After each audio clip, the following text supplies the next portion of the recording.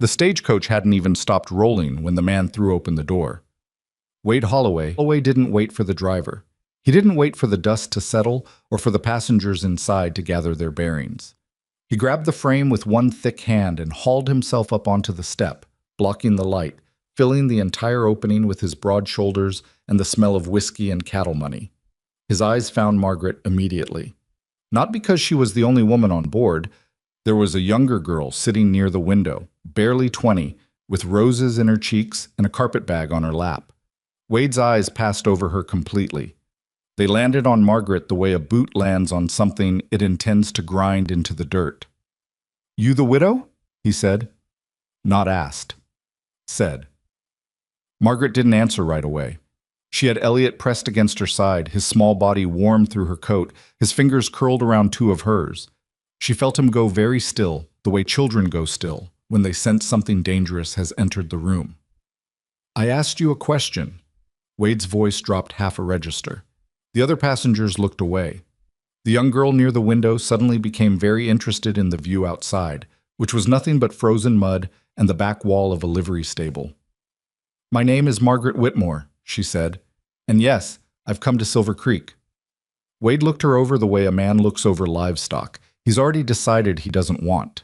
Slowly, deliberately, making sure she understood exactly what he was doing. "Caleb Dawson sent for you." It wasn't a question either. "He did." Wade made a sound that wasn't quite a laugh. He let his eyes drop to Elliot, held them there just long enough to make the boy shrink closer to his mother, then looked back up at Margaret with something that might have been pity if it had any warmth in it at all. "You should turn around," he said quietly. "Get back on this coach and go home to wherever you came from. Boston, is it?" He already knew. He'd been waiting for this stage. "You don't belong here, and that boy—" He tilted his chin toward Elliot. "This land doesn't need another mouth that can't earn its keep." Then he stepped down and walked away without looking back, like a man who had just given fair warning and considered his conscience clear. Margaret sat completely still for 3 full seconds. Then she straightened her spine, gathered her bag, took her son's hand, and stepped down into Silver Creek. If you've ever felt like someone decided your worth before you even opened your mouth, stay with me. Because this story is about what happens when a woman refuses to let that be the end of the sentence. And if you haven't subscribed to this channel yet, please do it now. Right now, before this story pulls you in too deep to stop. Hit that like button, leave a comment telling me what city or country you're watching from. I want to see how far this story travels. Because the people who find these videos, they're usually the ones who needed them most. Now, let me tell you about Margaret Whitmore, the woman Silver Creek laughed at. The woman Silver Creek never forgot.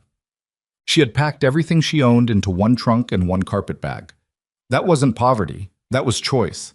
Margaret had spent 11 years in a narrow row house on Beacon Hill, surrounded by furniture that belonged to her late husband's family, curtains his mother had chosen, dishes that had never felt like hers. When Robert Whitmore died of a heart seizure on a Wednesday morning in March, just dropped his coffee cup and sat down on the kitchen floor and never got back up. Margaret had grieved him honestly. She had loved him the way you love someone who is kind and steady and present, not wildly, not the kind of love that makes you stupid, but real love, the kind that shows up every day without being asked. What she hadn't expected was what came after. Robert's family had never entirely approved of her. She was a school teacher's daughter from Providence, not from Boston money, and they had tolerated her because Robert wanted her, and Robert was generally impossible to argue with. But Robert was gone now, and the house was technically his mother's, and his mother was a woman who communicated displeasure the way other people breathed, constantly, automatically, without apparent effort. Within 6 months of Robert's death, Margaret understood the situation clearly. The house would be sold. A smaller arrangement would be found. There was a cousin who had a spare room, and wasn't Margaret lucky to have somewhere to go? And of course, Elliot was welcome, though he did run rather loudly for a 6-year-old, didn't he? She had started reading the matrimonial advertisements that winter, not out of desperation, but out of something colder and more useful than desperation. Calculation. She was 35 years old. She had skills. She could read and write and cipher. She could manage a household. She understood basic medicine and animal care from summers spent with her uncle's farm outside Providence. She could sew and preserve and organize and adapt. She was not a girl who needed protecting. She was a woman who needed ground to stand on. Caleb Dawson's advertisement had been brief, straightforward, almost blunt in the way it laid out facts without decoration. Montana rancher, 41, seeks capable woman for marriage and ranch partnership. Hard work expected. Fair treatment guaranteed. Children considered. Children considered. Not children tolerated. Not children accepted with conditions. Considered. Like they were part of the equation instead of a problem to be solved around. She had written to him on a Tuesday evening while Elliot slept, sitting at the narrow writing desk in the corner of the borrowed room, choosing her words with the same care she'd once used grading essays. She told him the truth. Her age. Her widowhood. Her son. Her skills and her limitations. She did not apologize for any of it. His reply came 3 weeks later and was equally plain. Thank you for your honesty. I'll match it. The ranch is isolated and the work is not gentle. Winters here can kill a person who isn't paying attention. I am looking for someone who understands that a life worth building is not the same thing as an easy life. If you understand that and still want to come, I will send the fare. She wrote back the same night. Send the fare. She had not told many people in Boston where she was going. The ones she told made sure she understood exactly what they thought of her decision. Her neighbor, Mrs. Aldrich, had actually touched her arm with what she seemed to believe was compassion and said, Margaret, dear, you do understand how this looks. A mail-order bride, at your age, with the child. The word child delivered as if Elliot were a liability on a balance sheet. Margaret had smiled and said she understood perfectly, and thanked Mrs. Aldrich for her concern, and then gone home and told Elliot they were going to Montana. Where's Montana? He'd asked. Far, she'd said. Very far. And very big. He'd thought about it for a moment, this quiet, serious boy who looked more like his father every week. The same dark eyes, the same habit of going still before he spoke. Will there be horses? He'd asked. Probably, she'd said. Okay, he'd said, and gone back to his book. That was Elliot. He didn't make things harder than they were. Margaret loved that about him with a ferocity that sometimes frightened her. The journey had taken 11 days. Train to Chicago, train to Billings, then the stagecoach south and west into territory that grew emptier and more enormous with every mile. Elliot had pressed his face against every window with an intensity that was almost scientific, cataloging the landscape with his dark eyes, asking occasional careful questions about the animals he spotted, the towns they passed through, the quality of the light at different hours of the day. By the time they reached the last leg into Silver Creek, Margaret was exhausted in a way that went past her body into something structural, something in the architecture of her resolve. She had held herself together for 11 days through bad food and hard seats, and a night in Billings, where the hotel room had a broken window, and she'd spent 6 hours with Elliot curled against her and her coat spread over both of them, lying awake listening to the wind. She had not let herself wonder too much about Caleb Dawson. She had studied his letters. There had been 4 of them by the time she left Boston. And she'd built a careful, restrained picture. A man who used words economically. A man who didn't embellish. A man who seemed, beneath the plainness of the language, to have a certain quietness in him that she respected without knowing why. She had not let herself hope too hard. Hoping too hard was how you broke yourself against outcomes you couldn't control. Then Wade Holloway had climbed into the stagecoach, looked at her son like he was a problem, told her to go home, and walked away. And Margaret had stepped down into Silver Creek with her back straight and her heart hammering and Elliot's hand in hers, and thought, all right then, now I know what kind of place this is going to be.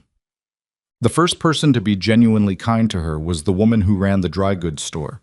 Her name was Ruth Hadley, and she was somewhere between 50 and eternity, with the kind of face that had made peace with every hard thing it had seen and come out the other side with laugh lines instead of bitterness. She spotted Margaret and Elliot standing outside the stage office with their bags, looking at the street with the expression of people who know they've arrived but aren't yet sure what that means, and she crossed the road without any particular ceremony and said, You must be Caleb's intended. I'm Ruth. Come inside before you freeze. Boy, do you like gingerbread? Elliot looked at his mother. It's all right, Margaret said. Yes, please, Elliot said with the careful politeness of a child who had been taught that manners were armor. Inside the store, while Elliot sat at the small counter with a piece of gingerbread and the focused contentment of a 6-year-old encountering something excellent, Ruth put a cup of coffee in Margaret's hands and looked at her with the frank assessment of a woman who had seen too much to bother with pretense. "Wade got to you already," she said. It wasn't a question. Margaret looked at her steadily. "He introduced himself, yes." Ruth made a sound that managed to be both sympathetic and dismissive at the same time. "Don't take it personally. He does that to anything that might strengthen Caleb's position. The Dawson land is the best grazing land in this valley, and Wade has wanted it for 12 years. She took a sip of her own coffee. "You're not what he expected." "What did he expect?" Ruth smiled. It moved around the edges of her eyes first. "Someone easier to scare, I suppose." Before Margaret could respond, the door opened. She knew it was him before she turned around. She couldn't have explained how. Some change in the quality of the room, maybe. Or the way Ruth's posture shifted slightly. Not with fear, but with the small adjustment of someone who knows the person who just arrived matters. Caleb Dawson was taller than she'd pictured, and somewhere in the neighborhood of ordinary looking, which she appreciated. She had been half afraid he'd be either remarkably handsome, which would have made her self-conscious, or remarkably difficult to look at, which would have made everything harder. He was neither. He was a man who looked like he spent most of his time outdoors doing physical work, with a face weathered enough to show it and hands to match. He had Elliot's same tendency towards stillness before speaking. She noticed that immediately. He noticed her noticing. "Miss Whitmore," he said. "Mr. Dawson." A beat of silence. Not uncomfortable, just two people taking accurate stock of each other. Then he looked past her at Elliot, who had stopped eating his gingerbread and was watching Caleb with the solemn attention of a child trying to decide what to feel. "This is Elliot," Margaret said. Caleb crouched down, actually crouched, so he was at the boy's level instead of towering over him, and said, "You had a long trip." 11 days, Elliot said seriously. "We saw a buffalo, just one, far away." "You'll see more," Caleb said. "If you want, I'll take you out sometime when the weather's right, and we'll find you a whole herd." Elliot looked at his mother. She saw in his face the thing she'd been watching for since the stagecoach. The question of whether this was a person who could be trusted, asked without words. She gave him the smallest nod. "Okay," Elliot said. Caleb stood back up. He looked at Margaret and said quietly, without apparent concern for whether Ruth could hear, "I heard Wade was at the stage. I'm sorry I wasn't there." "You're not responsible for what other men do," Margaret said. "No," he agreed, "but I'm responsible for what comes next." She thought about that for a long moment. It was the most information she'd received about his character in the 17 seconds she'd known him in person, and it told her more than 4 letters had. "Then we'd better get started," she said. "What?" The ride out to the ranch took most of the afternoon. Caleb had a wagon, a solid dun horse named Fletcher, and a way of driving that suggested he'd done it so many times, his hands worked independent of his conscious attention. He and Margaret talked the way two careful people talk, when they're both trying to get the important information across without making the other person feel interrogated.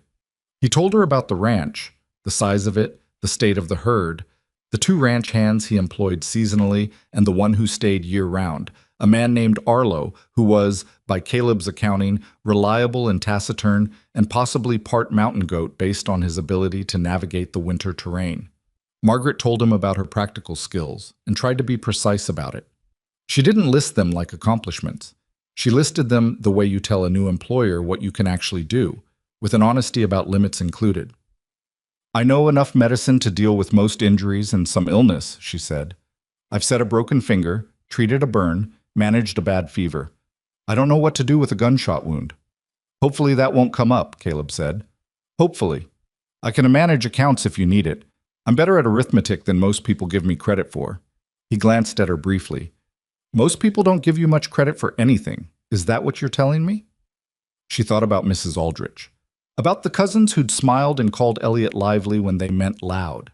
About the matrimonial advertisement that 3 different people in Boston had implied she was too old and too encumbered to answer. "Something like that," she said. Caleb turned his eyes back to the road. "Folks who haven't had to work that hard often mistake hard work for failure," he said. "I've noticed that." It was not a profound statement. He delivered it like an observation rather than a philosophy.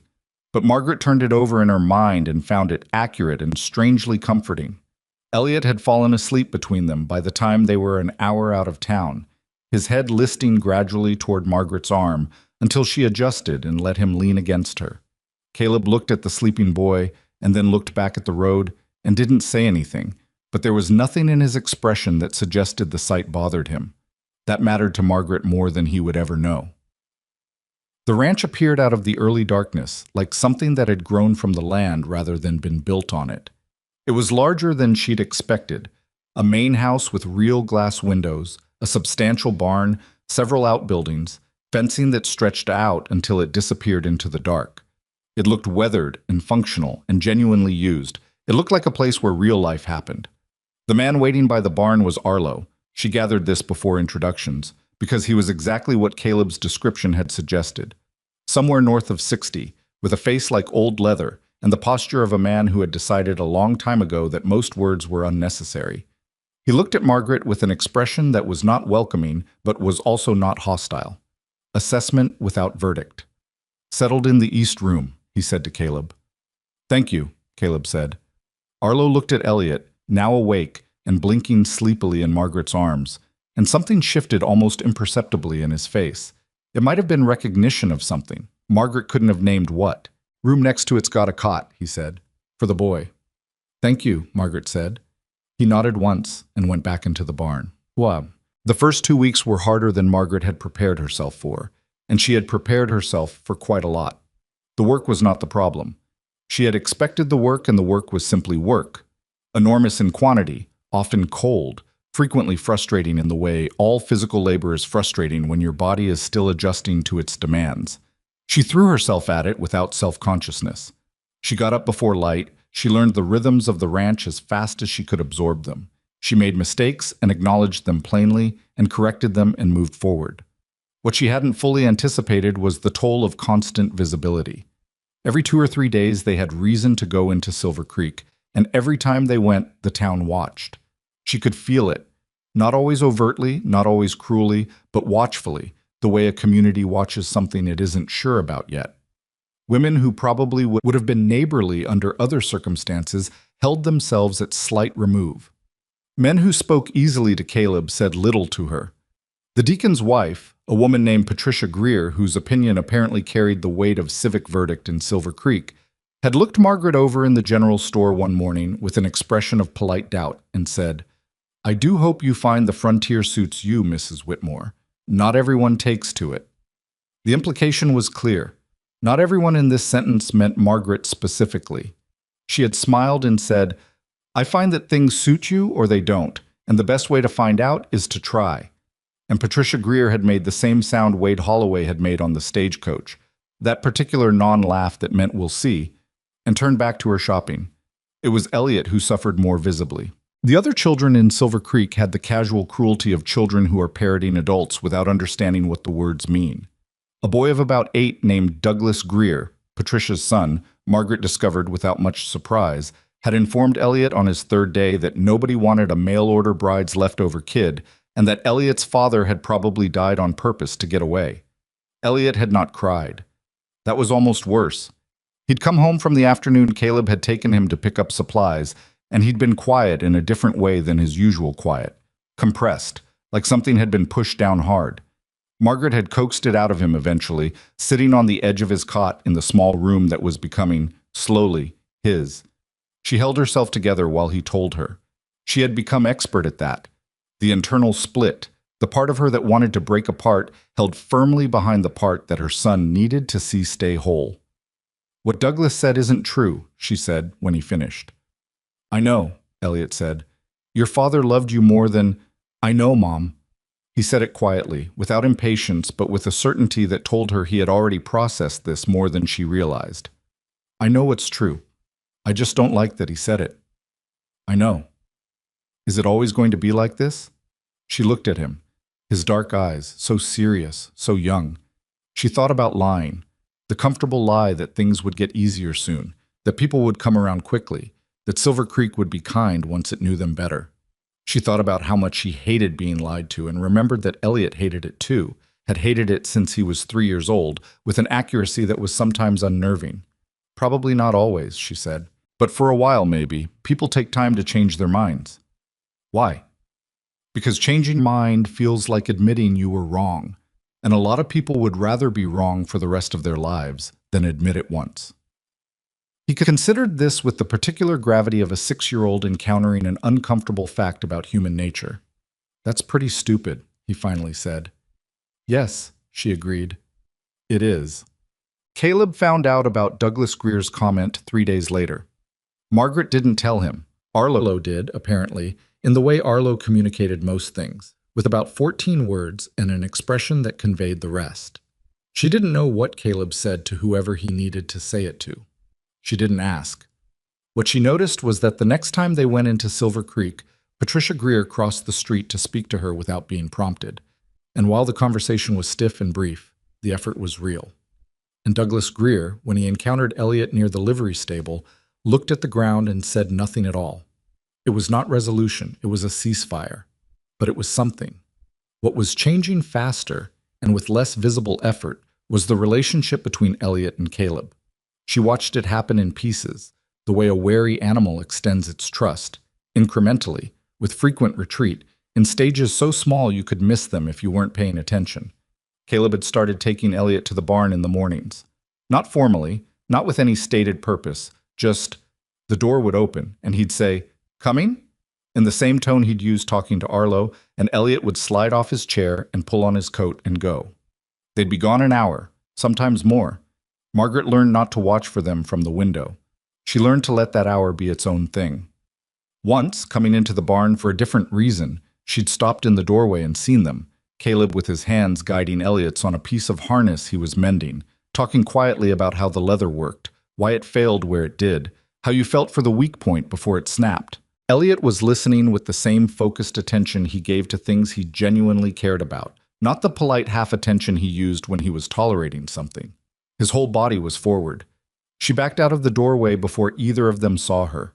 She stood in the cold outside the barn and held herself together with both hands.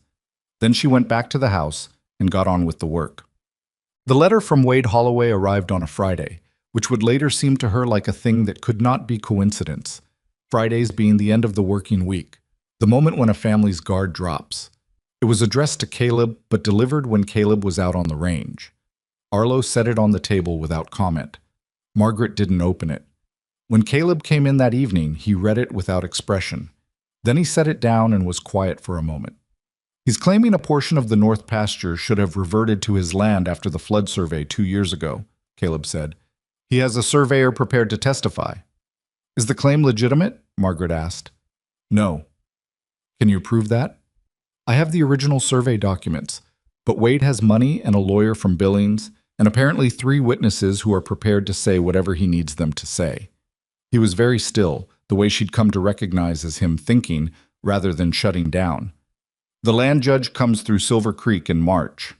It was November. 4 months, she said. 4 months. He looked at her. He's been after that pasture for a long time. The North Pasture feeds almost a third of the herd in the summer. Without it, he stopped. She waited. Without it, he said, the ranch works. But it doesn't grow, and in 5 years it probably doesn't survive. She looked at the letter on the table. She thought about Elliot saying okay when she'd told him they were going to Montana. She thought about 11 days on the road, the broken window in Billings, the cold.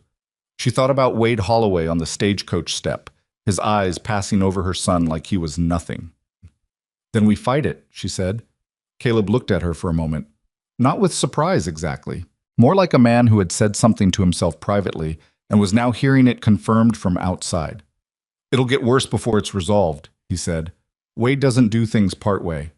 I know. And I don't... He paused, started again. I want to be honest with you. I don't have a lot of experience with this, fighting someone in court. I know how to run a ranch. I know how to work cattle and read weather and fix fence. I don't know how to outmaneuver a man with a Billings lawyer and 3 paid witnesses. He said it plainly, without apology, the way she'd listed her own limits on the wagon ride from town. She recognized the grammar of it. This is what I have, and this is what I don't have, and here it is, straight. I can read, she said, and I can organize information, and I can think clearly when I'm frightened, which most people can't. She looked at him. And I'm very frightened right now, so that might actually be useful. Something moved across his face that she couldn't entirely name. It wasn't quite humor. It wasn't quite admiration. It was something in between, or something else entirely. All right, he said. She reached across the table and picked up the letter and started reading it properly, from the beginning, noting every claim and every name and every date. Outside, the first real cold of what would become a brutal winter began to settle over the valley, pressing down on the ranch, on the north pasture, on the ground they had decided, together and without ceremony, to refuse to give up. She read until the lamp needed trimming. Then she trimmed it and kept reading. She read through Wade Holloway's letter 3 times before she trusted herself to have an opinion about it. The first time she read it for content, what it claimed, what it cited, what names appeared, and in what order. The second time she read it for gaps, what it carefully didn't say, where the language softened or grew vague, the places where precision would have been inconvenient, and so precision was absent. The third time she read it slowly, the way she'd once read student essays looking for the seam between what someone understood and what they were pretending to understand. By the end of the third reading, she had a list of questions written in the margin of an old supply ledger she'd borrowed from the shelf beside the kitchen window. Caleb had watched her do this without comment. He'd made coffee at some point and set a cup beside her without interrupting. That small act, the coffee appearing without request, without remark, told her something she filed away without examining too closely yet. The flood survey, she said when she finally looked up. Who conducted it? Man named Prescott. He's out of Billings, works for the territory. Is he the same man Wade is citing as his surveyor? Caleb's expression shifted slightly. He hadn't caught that. She watched him realize he hadn't caught it. I don't know, he said. Find out. She turned back to the ledger. If it's the same man, that's a problem for Wade's argument, not yours. A surveyor can't conduct an independent review of his own prior work and present it as new evidence. That's not how it's supposed to function. You know land law? I know how argument works, she said. The structure is usually the same regardless of subject. She looked at the list she'd made. You said you have the original survey documents in the chest in the office, under the deed. I need to look at them tonight. He got up without being asked and went to get them. That was how it started.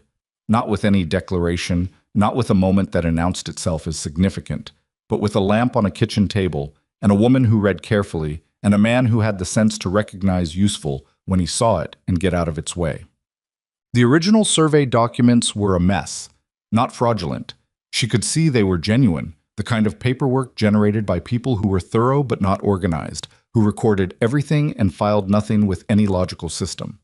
There were 3 separate surveys across a 15-year period, each referencing landmarks that had shifted or disappeared, measurements taken in different seasons with different instruments, and a notation in the most recent document that referred back to a boundary marker that didn't appear in either of the previous 2.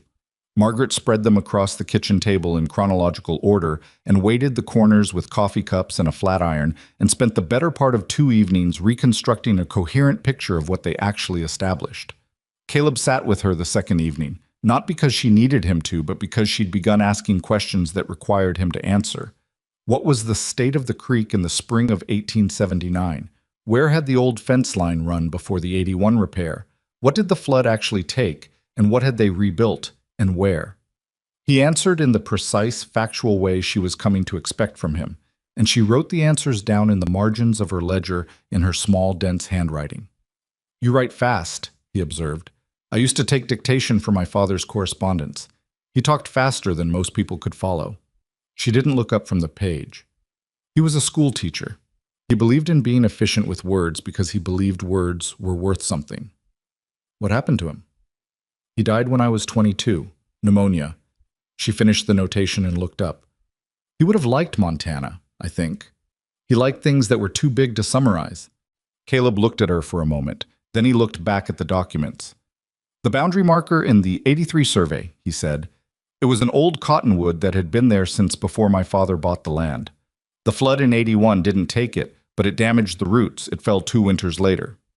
Is there any record of where it stood? Any other document that references it? He thought. There might be something in my father's correspondence with the land office.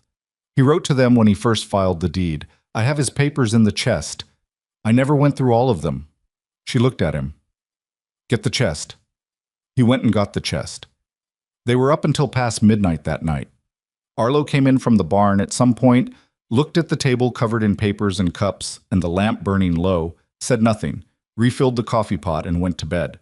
Margaret made a mental note to find some way to thank him for that.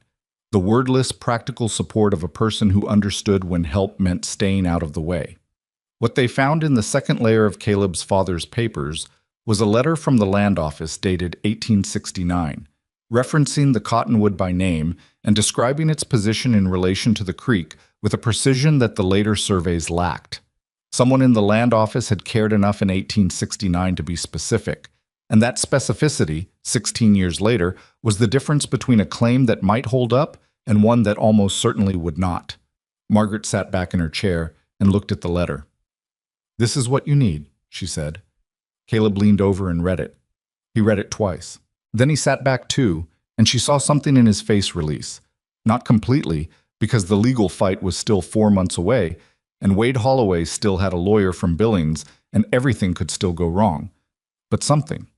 "I wouldn't have found that," he said quietly. "I've had that chest for 3 years since my father died. I never went all the way through it." "You were running a ranch." Still.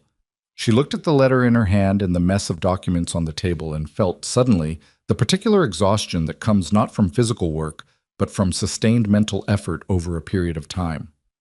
Her eyes hurt. Her shoulders ached. Outside the window, the temperature had dropped again, and she could hear the wind picking up. "We should sleep," she said. "Yeah." He didn't move immediately. He was looking at the table with an expression she couldn't entirely read in the lamplight. "Margaret." He said her name the way he said most things, plainly, without theater, but not carelessly either. "I want to say something, and I'm not sure I'll say it right." She waited. "When I wrote that advertisement," he said, "I thought I knew what I needed. Someone capable, someone who understood hard work. I thought I was being practical." He paused. "I don't think I understood what I was actually asking for." She looked at him carefully. "What were you asking for?"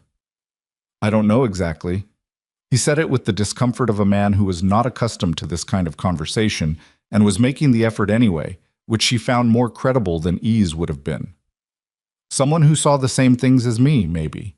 Someone who understood that a place can be worth fighting for even when everything's against it." He looked at her. "I think I was asking for a partner and I just didn't have the word for it." She held that for a moment. The wind pushed at the window. The lamp flickered. "That's not a bad thing to ask for," she said. "No," he agreed. "It isn't." She gathered the documents carefully and organized them back into the order she'd established. "We should make a copy of the 1869 letter," she said. "Before anything else. Keep the original in the chest and the copy somewhere separate." "I'll do it tomorrow morning," he said. "Good night, Mr. Dawson." "Good night, Mrs. Whitmore." She took the lamp and went to her room and lay in the dark listening to the wind and felt not happy exactly, because the situation was too precarious for happiness, but something adjacent to it, oriented, like a compass needle that had been spinning and finally found north. December arrived with the violence that Silver Creek's old-timers would later describe as the worst opening week of winter in a decade and a half. It didn't snow at first. It just turned cold, the kind of cold that has weight to it, that presses down on everything, that makes the air feel brittle. The cattle moved differently in that cold, clustering tighter, heads down, burning calories faster than the hay could replace them. Caleb watched the sky with the expression of a man reading a text he already knew wouldn't end well. Margaret watched Caleb watch the sky and learned what to look for. She was good at this, at learning through observation rather than instruction, at picking up the grammar of a place or a person by paying attention without announcing she was doing it. Within 3 weeks of arriving at the ranch, she had understood the daily rhythms well enough that she anticipated needs before they were stated. She knew that Arlo's back troubled him in the cold, and that he would never say so, and she began leaving the kettle on the back of the stove so there was always hot water available without the effort of building the temperature back up. She knew that Caleb checked the east fence line first thing after any wind event, Not because it was the most vulnerable, but because his father had lost cattle through a gap in the east fence in the winter of '74, and the habit had calcified into something he didn't examine. She knew that Fletcher, the dun horse, was particular about being approached from the left on cold mornings, and she taught Elliot this without making it a formal lesson. Just mentioned it once, in passing, while they were walking to the barn together, and watched him absorb it the way he absorbed everything. Elliot was absorbing a great deal. There was a transformation happening in her son that she could see clearly precisely because she was his mother, and mothers carry a running internal portrait of their children updated in real time. The boy who had boarded the stagecoach in Boston 11 days before her arrival in Silver Creek, compressed and careful and watchful in the way children are watchful when they aren't sure they're wanted, was not the same as the boy who now came to breakfast with hay in his hair and a report on which of the horses had eaten their full ration and which had been picky about it. He talked more, not excessively. Elliot would never be a chatterbox, but with the confidence of someone who had discovered that what he noticed and what he thought about what he noticed were things worth saying aloud. Caleb listened to him. Really listened, in the way that is rarer than it should be, not waiting for the child to finish so the adult could respond, but actually tracking what was being said and engaging with it directly. He'd correct Elliot when Elliot was wrong about something, and he'd do it without softening it into mush. That's not quite right, here's why, and then explain the actual thing, and then ask if it made sense, and wait for Elliot to say whether it did or didn't. Elliot had never had that from an adult outside his mother. Margaret watched it happening and felt the complicated mix of gratitude and grief and something like hope that makes up the particular emotional weather of a parent watching their child being repaired after damage. Wade Holloway's first real move came on a Wednesday, 8 days into December, and it didn't come through a lawyer. It came through a woman named Clara Sims, who was the wife of one of Silver Creek's 2 doctors, and who had appointed herself the unofficial social arbiter of the community's female population. Clara Sims arrived at the ranch in the mid-morning in a buggy driven by a hired man, wearing a coat that had cost more than most families in Silver Creek saw in a month, carrying a tin of biscuits that she offered as though they were a peace treaty, and a face arranged into an expression of warm concern that Margaret identified immediately as working. She was not fooled by Clara Sims, but she let her in, offered her coffee, and sat across the kitchen table from her with her hands folded and her expression politely receptive, which was a skill she'd developed over 11 years of managing social situations she hadn't chosen to be in. Clara Sims talked for 20 minutes about the challenges of frontier life for women who weren't accustomed to it. She talked about the isolation and the harsh winters and the particular difficulty of managing a household so far from town. She mentioned gently that some women who had come out to the frontier under similar circumstances had found it not at all what they'd hoped. She mentioned, even more gently, that Silver Creek had a small but lovely boarding house run by a Mrs. Patterson who had 2 spare rooms and who was always glad to help women in transition. Margaret listened to all of this without interrupting. Then she said, "That's very kind, Mrs. Sims. Did Wade Holloway suggest you come out here, or was it your own idea?" The pause was brief. Clara Sims was good at this. She recovered fast, smoothed her expression back into warm concern before the break had lasted more than a second. "I don't know what you mean," she said. "I think you do," Margaret said pleasantly. "And I think you're not a cruel woman. I think you've been told a version of this situation that made helping him seem like helping me, and I think if you knew the full version, you'd be uncomfortable." She poured more coffee into Clara's cup without asking. "Wade Holloway wants this ranch. He's wanted it for 12 years. He has a legal claim pending that doesn't hold up against the original documentation, and he's running out of ways to apply pressure, so he's trying social pressure now, through you." She looked at Clara steadily. "You're being used, Mrs. Sims. I thought you should know that, woman to woman." Another pause, longer this time. Clara Sims looked at her coffee. She looked at the kitchen, at the organized shelves, the clean table, the supply ledger on the counter with its dense handwritten notes, the small coat hanging by the door that belonged to a 6-year-old boy who was currently in the barn learning how to care for something. Whatever she was looking for or measuring, she found it or found enough of it. "He told me you wouldn't last the winter," she said finally. Not warmly. This wasn't a conversion into friendship, but honestly. "He may be right," Margaret said, "but not for the reasons he thinks." Clara Sims left 45 minutes later with a different expression on her face than the one she'd arrived with. She didn't become an ally. Margaret wasn't naive enough to expect that. But she didn't come back on Wade's behalf either, which was the realistic best outcome, and Margaret took it. She told Caleb that evening. He listened without interrupting, which was his consistent approach to being told things. Then he said, Clara Sims hasn't done a favor for anyone she didn't also do for herself. The fact that she left without saying her piece out loud means she's keeping her options open. That's fine, Margaret said. I don't need her to be on our side. I just need her to not be actively on his. Caleb looked at her with the expression she'd started to recognize, the one that appeared when she said something he agreed with but hadn't found the words for. How do you do that? He said. Do what? Think about people that way. Accurately, but not bitterly. She considered this. I've had a lot of practice, she said, being underestimated. After a while, you stop being angry about it and start using it. People tell you exactly who they are and what they want if you just let them talk long enough. She paused. Wade Holloway told me everything I needed to know in the first 30 seconds on that stagecoach. What did he tell you? That he's afraid. She said it simply. Afraid men make threats. Men who are actually dangerous are usually quiet about it until the moment they aren't. Caleb was quiet for a moment. So when does he stop being just afraid? When he realizes the threats aren't working. She met his eyes.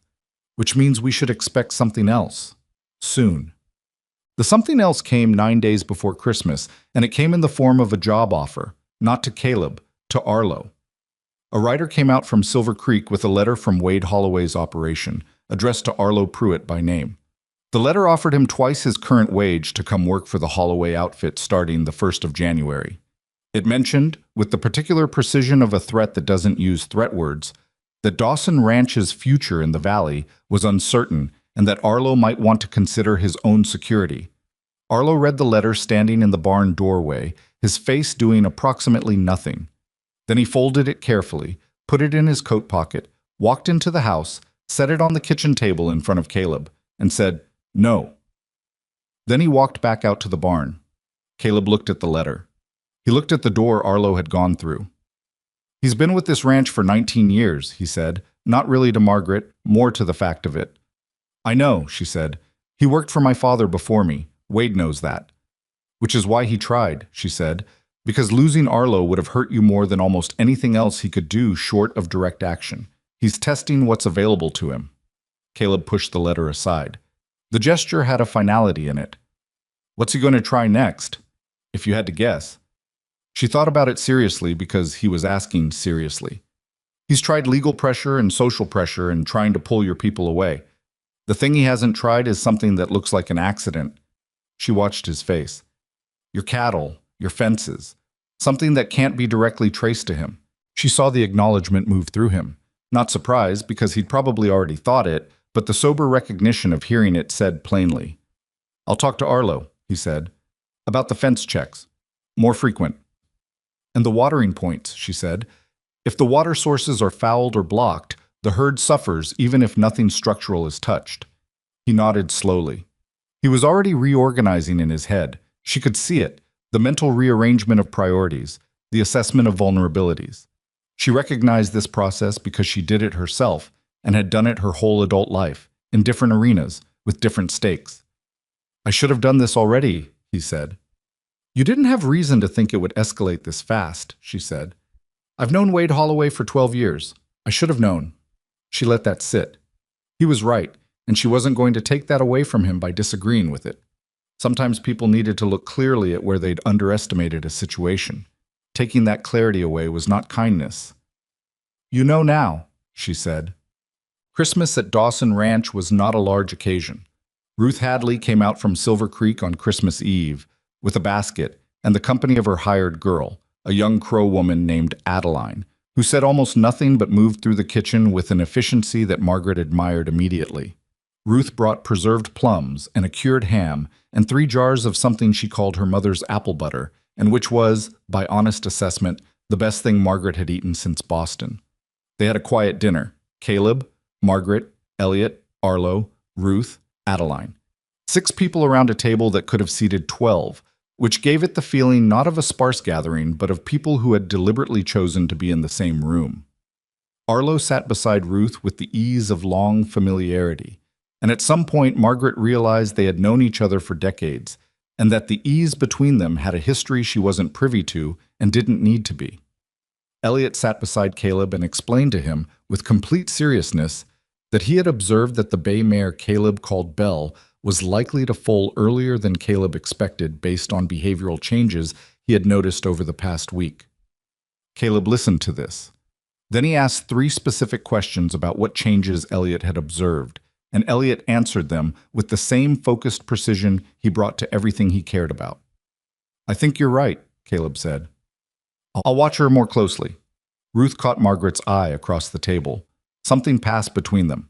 The particular understanding of women who recognize something important being built in front of them and know better than to call attention to it. After dinner, after Ruth and Adeline had gone, and Arlo had retreated to his quarters and Elliot had fallen asleep on the settee with his head on a folded blanket and his face finally unguarded in sleep the way children's faces become, Margaret and Caleb sat at the kitchen table with coffee going cold between them and neither of them in any hurry to end the evening. "He's going to be all right," Caleb said, looking at Elliot through the doorway. She didn't have to ask who he meant. "I know," she said. And then, because it was true, and because she was tired of carrying true things alone, "I was scared for him. When we were still in Boston, not about this specifically, but about the shape of his life, whether there would be room for him." "There's room," Caleb said. No qualification, no elaboration, just the plain statement of a fact he'd apparently already decided. She looked at him. The lamplight made his face older and also somehow more readable. "Why did you wait so long to send for someone?" she asked. "You're 41. The ranch has been yours for 3 years. Most men in my position weren't paying attention to whether they actually wanted company or whether they just thought they should," he said. "Took me a while to tell the difference." He looked into his cup. "My father's marriage wasn't good. Not violent or anything like that. Just 2 people who were wrong for each other and stayed out of stubbornness. I watched that for 20 years and I thought, I'd rather be alone than repeat that." "What changed your mind?" He looked at her. "I got tired of practical," he said. "I ran everything. I managed everything. Arlo's good, but there's a difference between running something well and building something worth running." He paused. "I wanted someone to build it with." The fire in the stove had burned down to coals that ticked quietly in the silence. She thought about Robert, who had been kind and steady and present, and whom she had loved genuinely. She thought about the row house in Boston, and the furniture that wasn't hers, and the cousin's spare room, and Mrs. Aldrich's pitying hand on her arm. She thought about 11 days on a train with a 6-year-old and a broken window in Billings and Wade Holloway on the stagecoach step. She thought about how this kitchen felt like the first room she'd been in for years, where she didn't have to calculate whether she was welcome. "I think," she said carefully, "that I understand what you mean." He nodded. Not as a response to the words exactly, more as the acknowledgement that something had been said that didn't need adding to. Outside, the wind had picked up. She could hear it moving around the eaves of the house with the particular insistence that meant tomorrow would be bad. The cattle would need checking at first light. The east fence would need a walk. There was a split in the barn door she'd noticed 3 days ago and mentioned to Arlo and hadn't followed up on and should. There was always more. That was the truth of a place like this. The list of what needed doing never emptied. It just changed what was at the top. But for the first time since she'd stepped down from the stagecoach into Silver Creek's judgment and cold and complicated geography, the list didn't feel like a threat.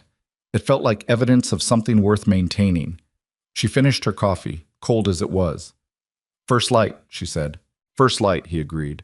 She went to gather Elliot from the settee and carry him to his cot, and she felt the weight of him in her arms.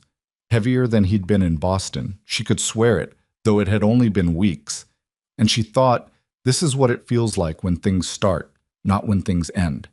And she held on to that the way you hold on to the edge of something solid when the ground beneath you is still uncertain. The wind pushed at the house. She kept walking. The wind she'd heard pushing at the eaves that Christmas night turned out to be the opening note of something much larger. By the second week of January, Silver Creek's old-timers had stopped making predictions about the weather because every prediction they made came out wrong on the side of being too optimistic. The cold didn't break the way it usually broke, with a brief warm spell in the middle of January that gave cattle and people alike a chance to recover before the second push. It just stayed and deepened, and the sky had the particular flat gray color that Caleb said meant it wasn't done yet. Margaret had learned to read the sky. She hadn't set out to learn it. It had accumulated the way most useful knowledge accumulates, through proximity and repetition and necessity. She knew now that the low ceiling with no visible texture meant dry cold. She knew that the streaked clouds moving fast from the northwest meant wind before snow. She knew that the particular stillness that sometimes settled over the valley in the early morning, when even the cattle stood without moving and the air felt held, meant that something was building in the mountains that hadn't reached them yet. She was standing in that kind of stillness on the morning of January 14th when Arlo came around the side of the barn, moving faster than she'd ever seen him move. Arlo moved through life at the pace of a man who had decided a long time ago that urgency was mostly theater. When he was moving fast, something was actually wrong. "East fence," he said when he reached her. "Third section." She didn't ask questions. She went to find Caleb. The third section of the east fence was where the property line ran along a shallow draw that filled with snowmelt in spring and sat mostly dry the rest of the year. It was the section she'd noted 3 weeks ago as the most vulnerable. The posts were older there, set by Caleb's father in ground that had more rock than soil, and 2 of them had been leaning at an angle that wasn't quite alarming, but was the kind of thing you watched. Someone had helped them along. That was the word Caleb used when he crouched down and looked at the base of the first post, at the way the ground had been disturbed around it in a pattern that wasn't consistent with frost heave or animal interference. "Helped."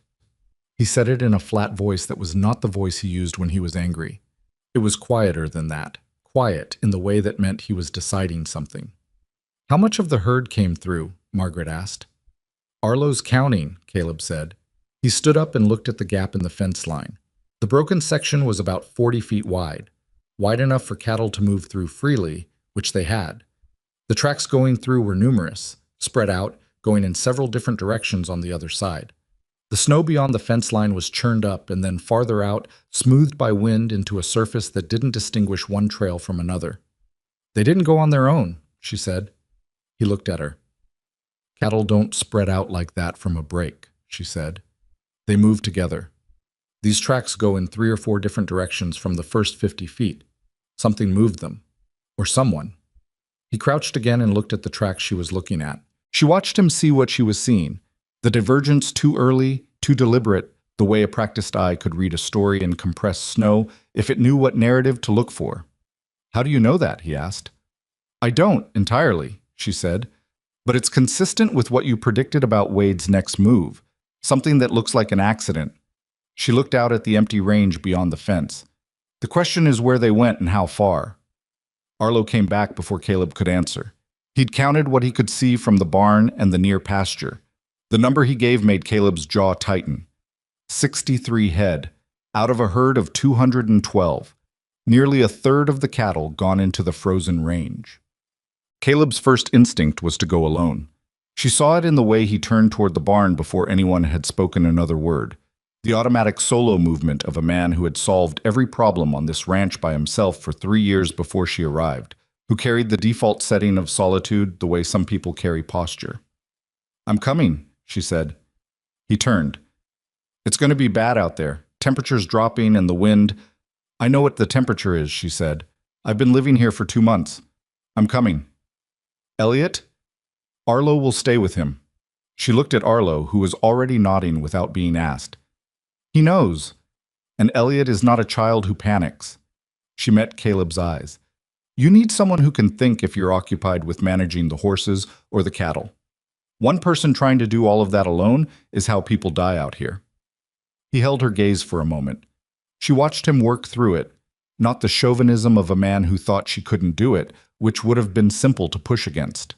Something more complicated. He didn't want her in danger. That was its own thing, and it was recent, and it was real, and she wasn't going to pretend she didn't know it. "I understand the risk," she said more quietly. I'm choosing to take it. That's my choice to make. Another moment. Then he said, dress for worse than it looks. She dressed for worse than it looked. Before she went to the barn, she stopped in the doorway of the kitchen where Elliot was eating his breakfast, and she crouched down to his level, the way Caleb had done on the day they arrived, she realized. And she looked at him squarely. Caleb and I need to go find some cattle that got out, she said. Arlo's going to be here with you. I need you to listen to him and not give him any trouble and not go past the barn. Elliot looked at her with those dark, serious eyes. How long? I don't know.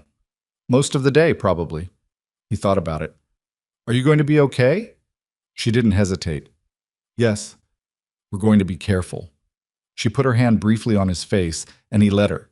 He was at the age where he was starting to be self-conscious about that kind of thing, which broke her heart a little every time she noticed it. You're in charge of the house. Understood? Something settled in his expression.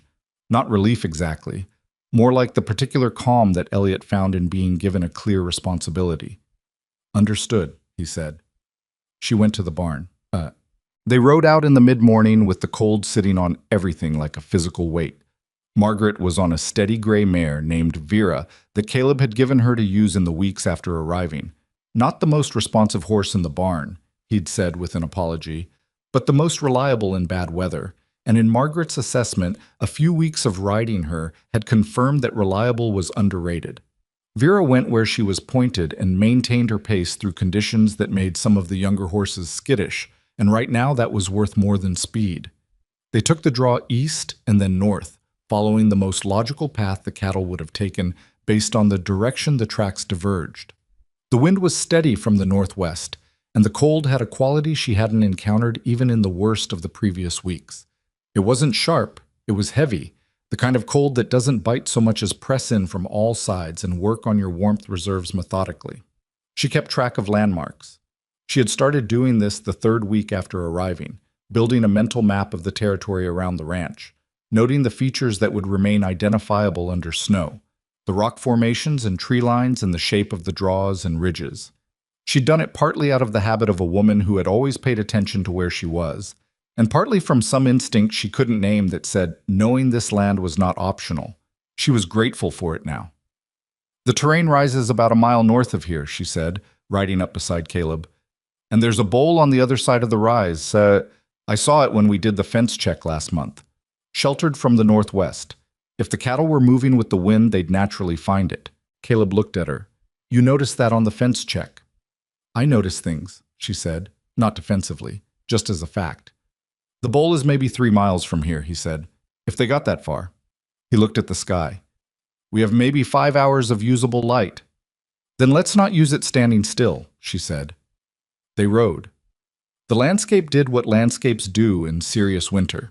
It simplified. The colors went to white and gray and the dark lines of trees on the ridgelines, and the wind moved across the surface of the snow in patterns that were almost hypnotic if you let yourself look at them too long. Margaret didn't let herself look too long. She kept her attention moving, the ground ahead of Vera's feet, the distant ridgeline, Caleb's position to her left, the quality of the light, the direction of the wind. They found the first group of cattle 2 miles out, 11 head huddled against a granite outcrop, alive and not in obvious distress, but standing with the resigned stillness of animals that have stopped trying to make their situation better. Caleb and Margaret moved them back together with the practiced efficiency of people who had worked cattle together enough times that the communication was mostly gesture and positioning, Vera understanding what was needed with the calm competence that Margaret had come to love in her. 11, Caleb said, counting them as they turned them south. 52 to go, she said, if they all went north. They went north, she said. The wind pushed them north and the bowl pulled them north. The question is how many made it to the bowl and how many stopped somewhere between. They left the 11 with enough of a start in the right direction and kept riding. The temperature had dropped another degree or two while they were moving the first group. She could feel it in the quality of her breath, the way the air hurt slightly at the back of her throat. She checked her hands inside her gloves, flexing the fingers deliberately. Cold, but functional. She monitored this the way she monitored everything that mattered, regularly and without drama. The second group was harder to find. They'd gone east of the expected line, which meant either the wind had shifted at some point in the night or something else had turned them.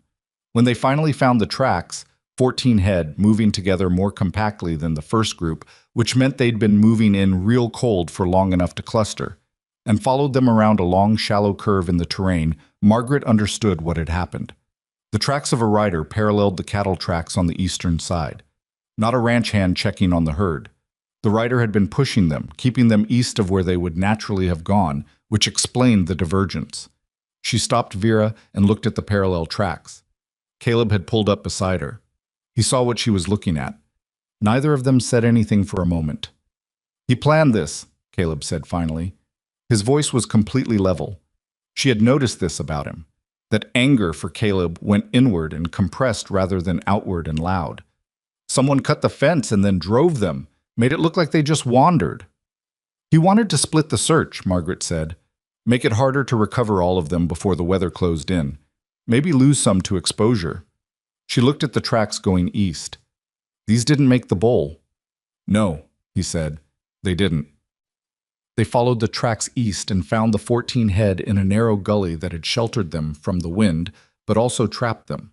The sides were steep enough that the cattle hadn't been able to work their way back out, and they'd been standing there for hours burning what reserves they had. Getting them out required Margaret holding Vera steady at the top of the gully, while Caleb went down on foot and worked them from below, and the 30 minutes that process took were the hardest of the day.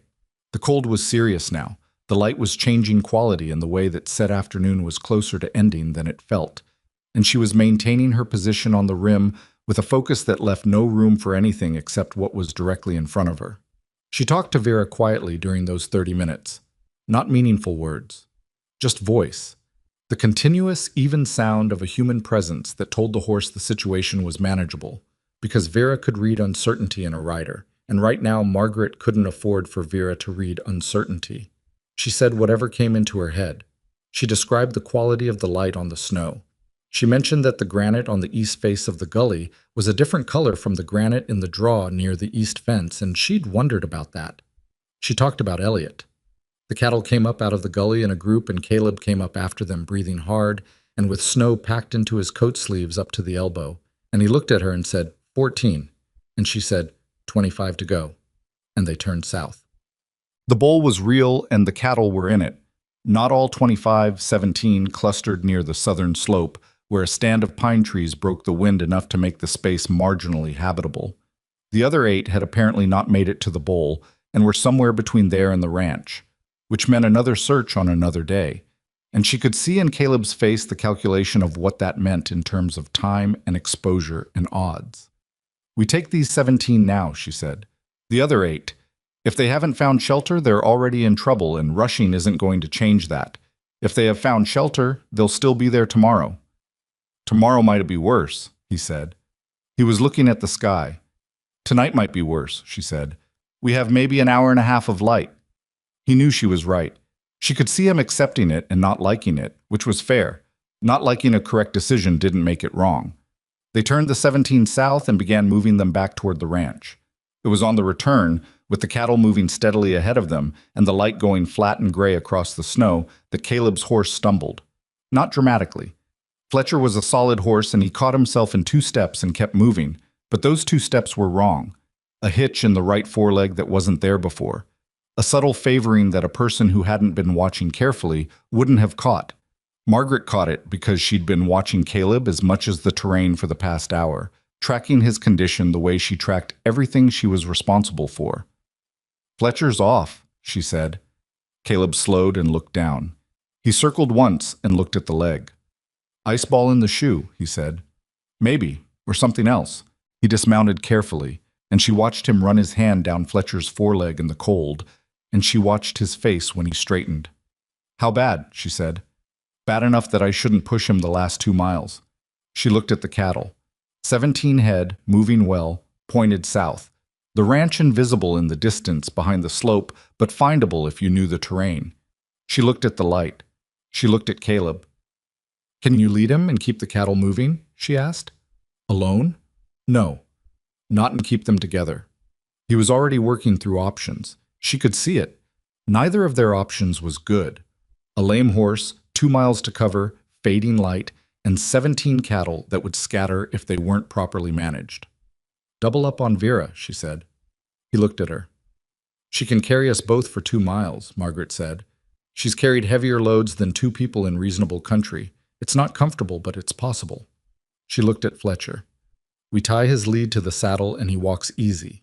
The cattle follow Vera's pace. We get everyone home. If Vera struggles, then we reassess," she said. "But right now that is the best option available and we're losing light." He didn't argue further. What she'd come to understand about Caleb in the weeks since arriving was that he did not argue against correct things out of pride. He might have his first instinct and he might prefer a different option, but when a better option was presented plainly, he took it. That was not as common a quality as it should have been.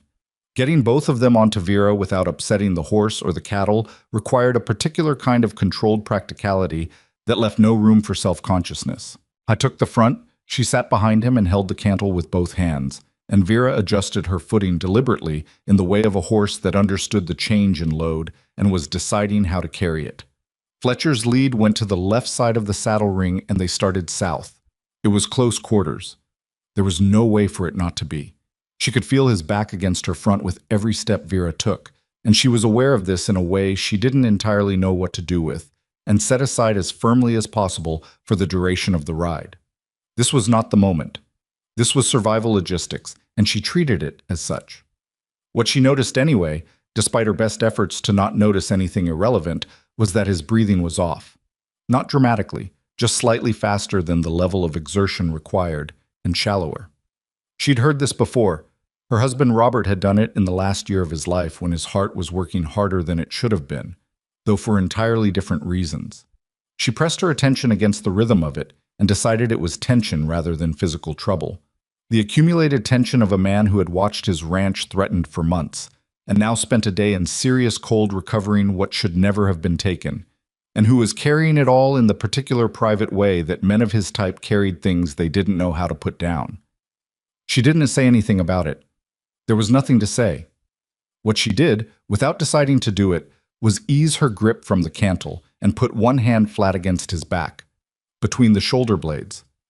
Still, the way you put your hand on something you're trying to steady. He didn't react outwardly. Fletcher walked quietly behind them. The cattle moved south in the gray light. Vera's stride settled into something even and deliberate. They rode the last 2 miles like that without talking, and the dark came down around them with the range opening up ahead, showing the distant lights of the ranch house, where she knew Arlo and Elliot were waiting. The ranch hands found the other 8 cattle 2 days later, sheltered in a shallow creek bed 1.5 miles east of the main property. 4 were fine. 3 had exposure damage that required care but were likely to recover. 1 didn't make it, and Caleb wrote the number in his ledger with the same flat expression he'd used when he said, "helped about the fence post," and didn't say anything else about it. Wade Holloway said nothing publicly about the fence. There was nothing he could say. The rider's tracks Margaret had noticed near the second group of cattle had been photographed, if a photograph could be taken in those conditions, in the sense that Caleb had described them in detail to Ruth Hadley, and Ruth had described them to the land office representative who passed through Silver Creek in the first week of February. Not as evidence exactly, as context, as the building of a record. Margaret had suggested this. She'd suggested it the way she suggested most things, quietly, specifically, with reasoning attached. Wade is operating on the assumption that we can't prove direct connection, she'd said. So we don't try to prove direct connection yet. We build a record of pattern. Enough of a pattern that when March comes and the land judge hears this case, there's a context around the legal argument that explains who benefits from Caleb's problems and when those problems started. Ruth had been the one to carry the record, because Ruth was known and trusted in Silver Creek in a way that Caleb, as the party in the legal dispute, was not. She did it without being asked twice and without requiring any explanation of why it mattered. She was a woman who had lived in a frontier town for 30 years and understood very well how things got decided and by whom. February was quieter than January, which Margaret trusted less than noise. Wade Holloway was not a man who gave up. He was a man who recalculated. The silence meant he was recalculating, and what came after recalculation was usually a different kind of move. She spent February's quieter days doing 2 things simultaneously.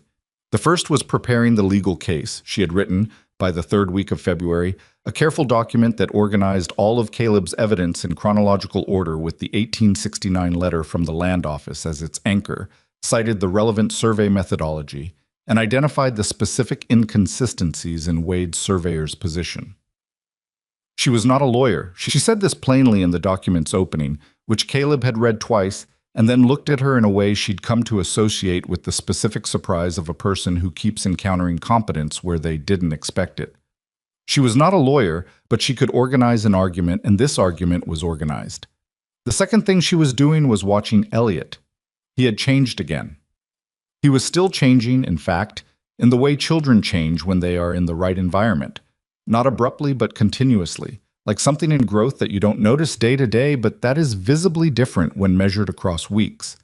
He had gotten taller, which was partially just time, and partially, she suspected, the effect of daily physical work and consistent food.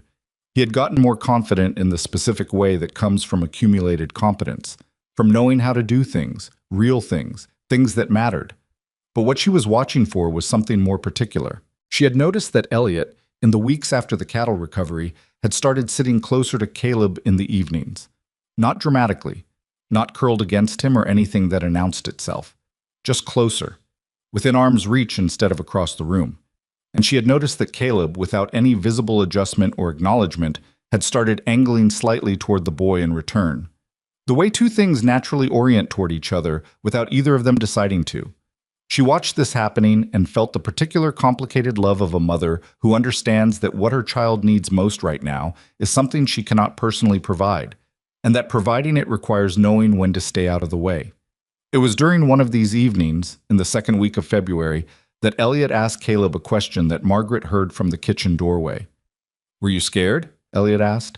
"When you and Mom went out in the cold to find the cattle?" She stayed in the doorway, not announcing herself. Caleb was quiet for a moment. "Yeah," he said. "Some." "What were you scared of?" Another pause. "Losing things I didn't want to lose," he said. Elliot considered this with the gravity he brought to things that mattered. "The cattle?" "The cattle," Caleb said, "and other things." She went quietly back into the kitchen and stood at the counter for a moment with her hands flat on the surface, looking at nothing. Her chest felt too full for the space available. Then she put the kettle on, because the water needed heating and because the day still had things in it that needed doing, and she got on with it. The land judge arrived in Silver Creek on a Tuesday in the first week of March, 3 days earlier than expected, which meant that Wade Holloway's lawyer from Billings had not yet arrived, and the hearing was delayed until Thursday.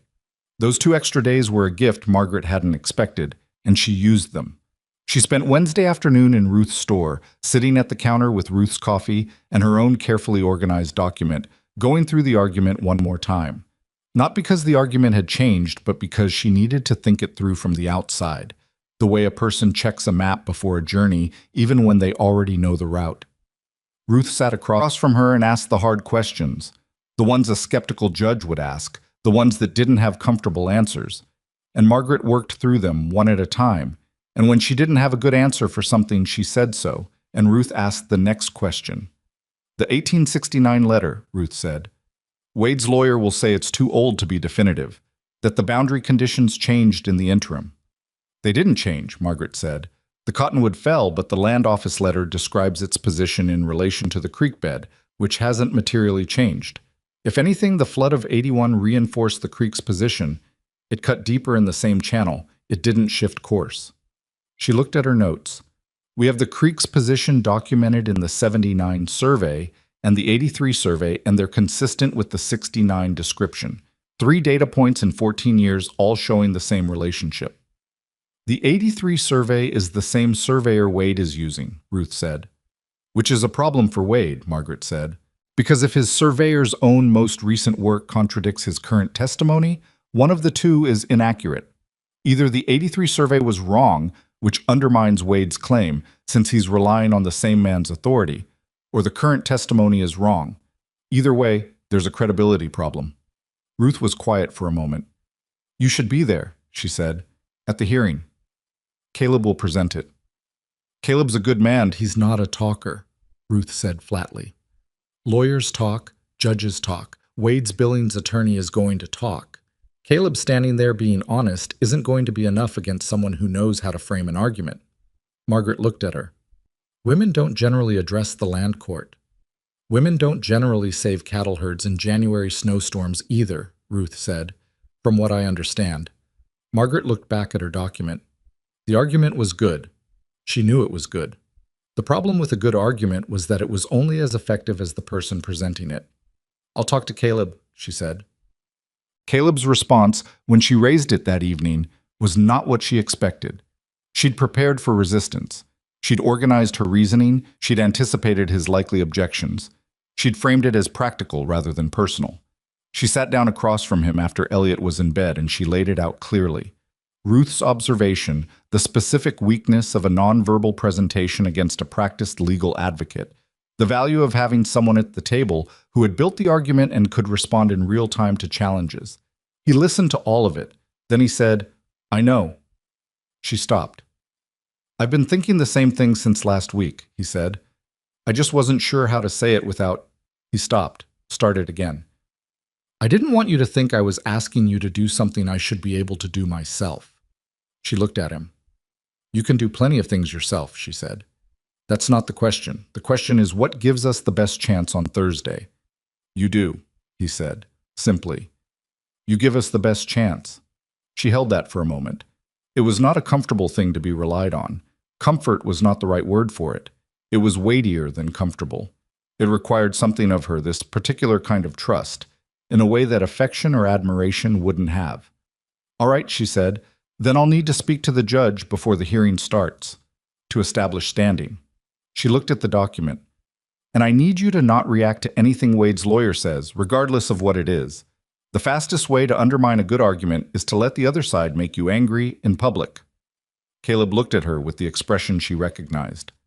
"Can I be angry in private?" "After," she said. "As much as you want, after."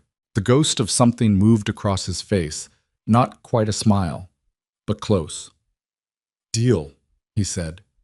She went to bed that night with the document on the table and Thursday 3 days away, and the particular focused calm that she had discovered in herself over the past months. The thing that lived on the other side of fear when you walked through it instead of around it. Outside, the temperature was still below what it should have been for March. But the sky, for the first time in weeks, had a different quality to it. Not warmth yet, but the memory of warmth, the distant possibility of it. She noticed it the way she noticed everything, filed it away, kept moving. The land judge's name was Everett Cale, and he was not what Margaret had pictured. She had pictured someone imposing, the frontier version of the Boston judges she had seen occasionally in the courthouse near Beacon Hill, men who wore their authority like a second coat.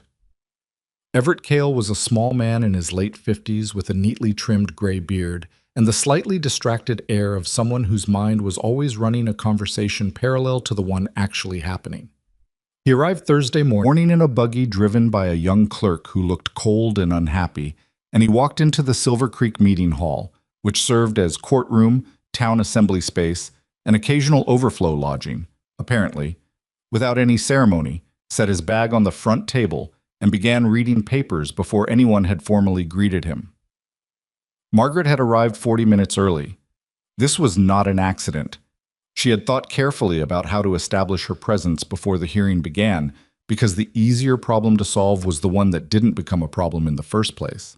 If she walked in with Caleb when the hearing was already convened, her presence would require explanation at a moment when explanations disrupted the proceedings. If she was already there, already settled, already familiar to the room, her presence simply became part of the landscape. She had also dressed carefully. Not to impress, she didn't own anything designed to impress, and she wouldn't have worn it here if she did. She had dressed to be taken seriously, which was a different and more specific calculation. The gray dress she'd brought from Boston, the one she'd worn when Robert's firm needed her to attend a formal occasion and wanted her to look like a wife rather than a liability. It was plain and well-made and communicated without announcing anything that the person wearing it had standards and met them. Ruth had looked at her when she came down the stairs of the boarding house where they'd stayed the night and said, "Good," which was Ruth's version of a standing ovation. She introduced herself to Everett Cale before anyone else arrived. Not with her full situation. She wasn't naive enough to lead with complexity when simplicity served. She told him she was Margaret Whitmore, that she was Caleb Dawson's intended, and had been managing the household and records of Dawson Ranch since November, and that she had organized and could speak to the documentary evidence supporting Mr. Dawson's position. Cale looked at her over the papers he was still holding. He had sharp gray eyes that moved faster than the rest of him suggested. Together the filing? He said. Yes. The argument about the surveyor's internal inconsistency? That was yours? She hadn't known he'd already read it. Ruth must have delivered it to his lodgings the night before, which was exactly the kind of move Ruth made without mentioning she was going to make it. It was, she said. He looked at her for another moment with those quick eyes. Then he looked back at his papers. You may address the proceeding as a representative of the respondent's interests, he said, as though this were a routine administrative decision rather than something that had approximately no precedent in Silver Creek's legal history. Sit at the table. She sat at the table, shouting. Wade Holloway arrived 20 minutes later with his lawyer from Billings, a man named Arthur Fenn, who was everything Margaret had expected, tall, well-dressed in the particular way of men who travel professionally, carrying a leather case that announced its own importance. Fenn swept the room with a single evaluative look when he entered, the way lawyers do when they are assessing who is present and what it means, and his look landed on Margaret at the respondent's table and stayed there for a fraction of a second longer than everything else. She held his gaze steadily and then went back to her notes. Wade himself looked at her with an expression she had trouble categorizing. Not surprise, exactly. He'd known she existed and known she was capable of inconvenience. Something closer to reassessment. The recalculation she'd predicted 2 months ago in the kitchen, visible now on his face as he understood that she was not just present, but formally positioned. Caleb came in with Arlo, who had insisted on attending and whom no one had argued with because arguing with Arlo about something he'd decided was a reliable waste of time. Ruth was in the public rows with Adeline. Clara Sims was there too, which Margaret noted. Patricia Greer was in the back with 2 other women from the church committee, which she also noted. The shape of a room before something important happens tells you what to expect when it does. Caleb sat beside her and looked at Arthur Fenn setting up at the other table and then looked at Margaret. He's good, he said quietly. Probably, she said. That's fine. Good and right aren't the same thing. He looked at her for a moment, then he looked forward. She could feel him organizing himself. The same internal process she did herself before something that required everything from her. She respected him for it, that he did it quietly and without asking her to manage it. Don't react, she reminded him softly. I know, he said. I mean it. Whatever Fenn says about the survey, whatever he implies, whatever Wade does with his face when you're being described, nothing. We let the documents speak. Margaret. He said her name the way he'd been saying it for months now. Plain, but not careless. I know. She nodded and looked at her papers. Arthur Fenn opened with confidence, which she had expected, and with a version of the facts that was impressively selective, which she had also expected. He presented Wade Holloway's position as straightforward. The flood survey of 1881 had established a revised boundary. The North Pasture had effectively been operating in disputed territory for 2 years without formal resolution, and the survey documentation supported Wade's claim to approximately 40 acres of that pasture. That was good. She gave him that. He moved through the argument with the ease of a man who had done this dozens of times in territorial courts across Montana, who knew which phrases landed with judges and which created unnecessary resistance, who understood the rhythm of legal persuasion the way a musician understands timing. He said nothing about the 1869 letter for the first 15 minutes. That told her he knew about it and was deciding how to handle it. She waited. When Fenn finally addressed it, he did what she'd predicted to Ruth. He called it a historical document without current legal weight, citing the changed conditions following the 1881 flood, the absence of the original boundary marker, and the inherent unreliability of correspondence that predated formal surveying standards. Judge Cale looked up from his notes. What surveying standards are you referencing, Mr. Fenn? A small pause. The territorial standards established in 1875. Which postdate the letter by 6 years, Cale said. It wasn't a question. Correct, Your Honor, which is precisely... What specifically in those 1875 standards renders the 1869 documentation unreliable? Cale asked. He had the manner of someone asking because he genuinely wanted the answer, which made it harder to deflect. Fenn adjusted. He had a good answer, something about measurement instrumentation and the standardization of survey markers, and he delivered it competently. But the adjustment had cost him half a step, and Margaret saw Cale note it in his own particular way, which was a slight movement of his pen that wasn't quite writing anything down. When it was the respondent's time, she stood up. She was aware of the room, Patricia Greer in the back, straightening slightly. Clara Sims watching with her head tilted. The two ranch hands from Wade's outfit who'd come as witnesses, shifting. Wade Holloway himself, who had the stillness of a man controlling his expression with some effort. She addressed the 1869 letter first. Not defensively. She didn't frame it as a rebuttal to Fenn's characterization. She framed it as the foundation of the entire chronology, the earliest fixed point from which every subsequent survey could be measured and verified. She walked Judge Cale through the three surveys in order, noting the consistent relationship between the creek bed and the northern boundary across 14 years and across 3 different measuring occasions.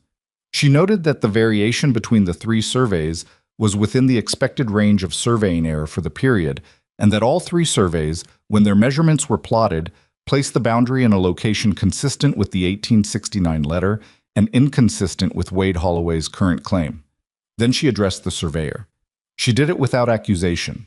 She did it with the particular careful neutrality of a person presenting facts that are damaging enough on their own to not require editorial comment. She placed the 83 survey beside the current testimony and walked through the specific measurement discrepancy. Not a large one, not dramatic, but precise and verifiable, between what the surveyor had recorded in his own prior work and what he was now prepared to testify. These 2 documents cannot both be accurate, she said. Either the 1883 survey was incorrect, which raises questions about the reliability of the surveyor's methodology generally, or the current testimony departs from his own prior recorded findings, which raises a different question. The respondent takes no position on which of these is true. We simply ask the court to note that the conflict exists and to consider what it implies about the evidentiary weight of the testimony being offered. Judge Cale was writing something down. Actual writing this time. Arthur Fenn objected to her characterization. She responded to the objection directly, citing the specific measurement figures from both documents by page and notation. Fenn objected again. She waited for him to finish and then continued. She presented the pattern document last, the organized record of events from November through February that Ruth had helped build, presented not as evidence of wrongdoing but as context. The fence, the cattle, the timeline, the letter to Arlo. She said none of it was proven to connect to the legal claim before the court. She said the court might find it useful background for understanding the circumstances surrounding the dispute. She sat down. The room was quiet for a moment in the particular way rooms go quiet when something has been said that requires adjustment before anyone can respond normally. Caleb was looking forward.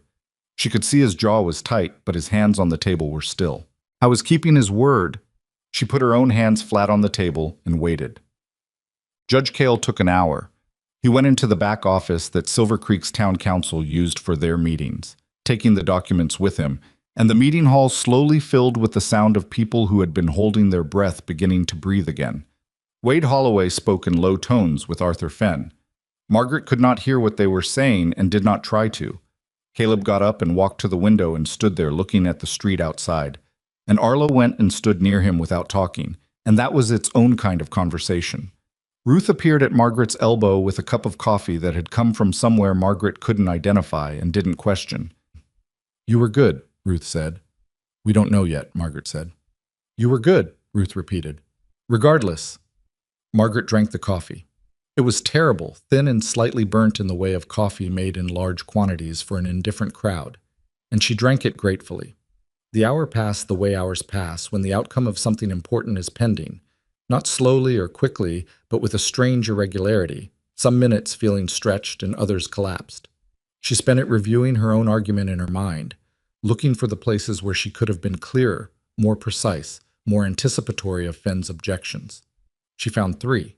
She cataloged them not with regret, but with the intention of doing better next time, whenever next time was, whatever it concerned. When Judge Cale came back, He set the documents on the table in a neat stack and looked at both tables with the expression of a man about to say something he has decided and is not interested in revisiting. He ruled for Caleb, not in the elaborate language of a delivered judgment. He wasn't that kind of judge, apparently, and this wasn't that kind of court.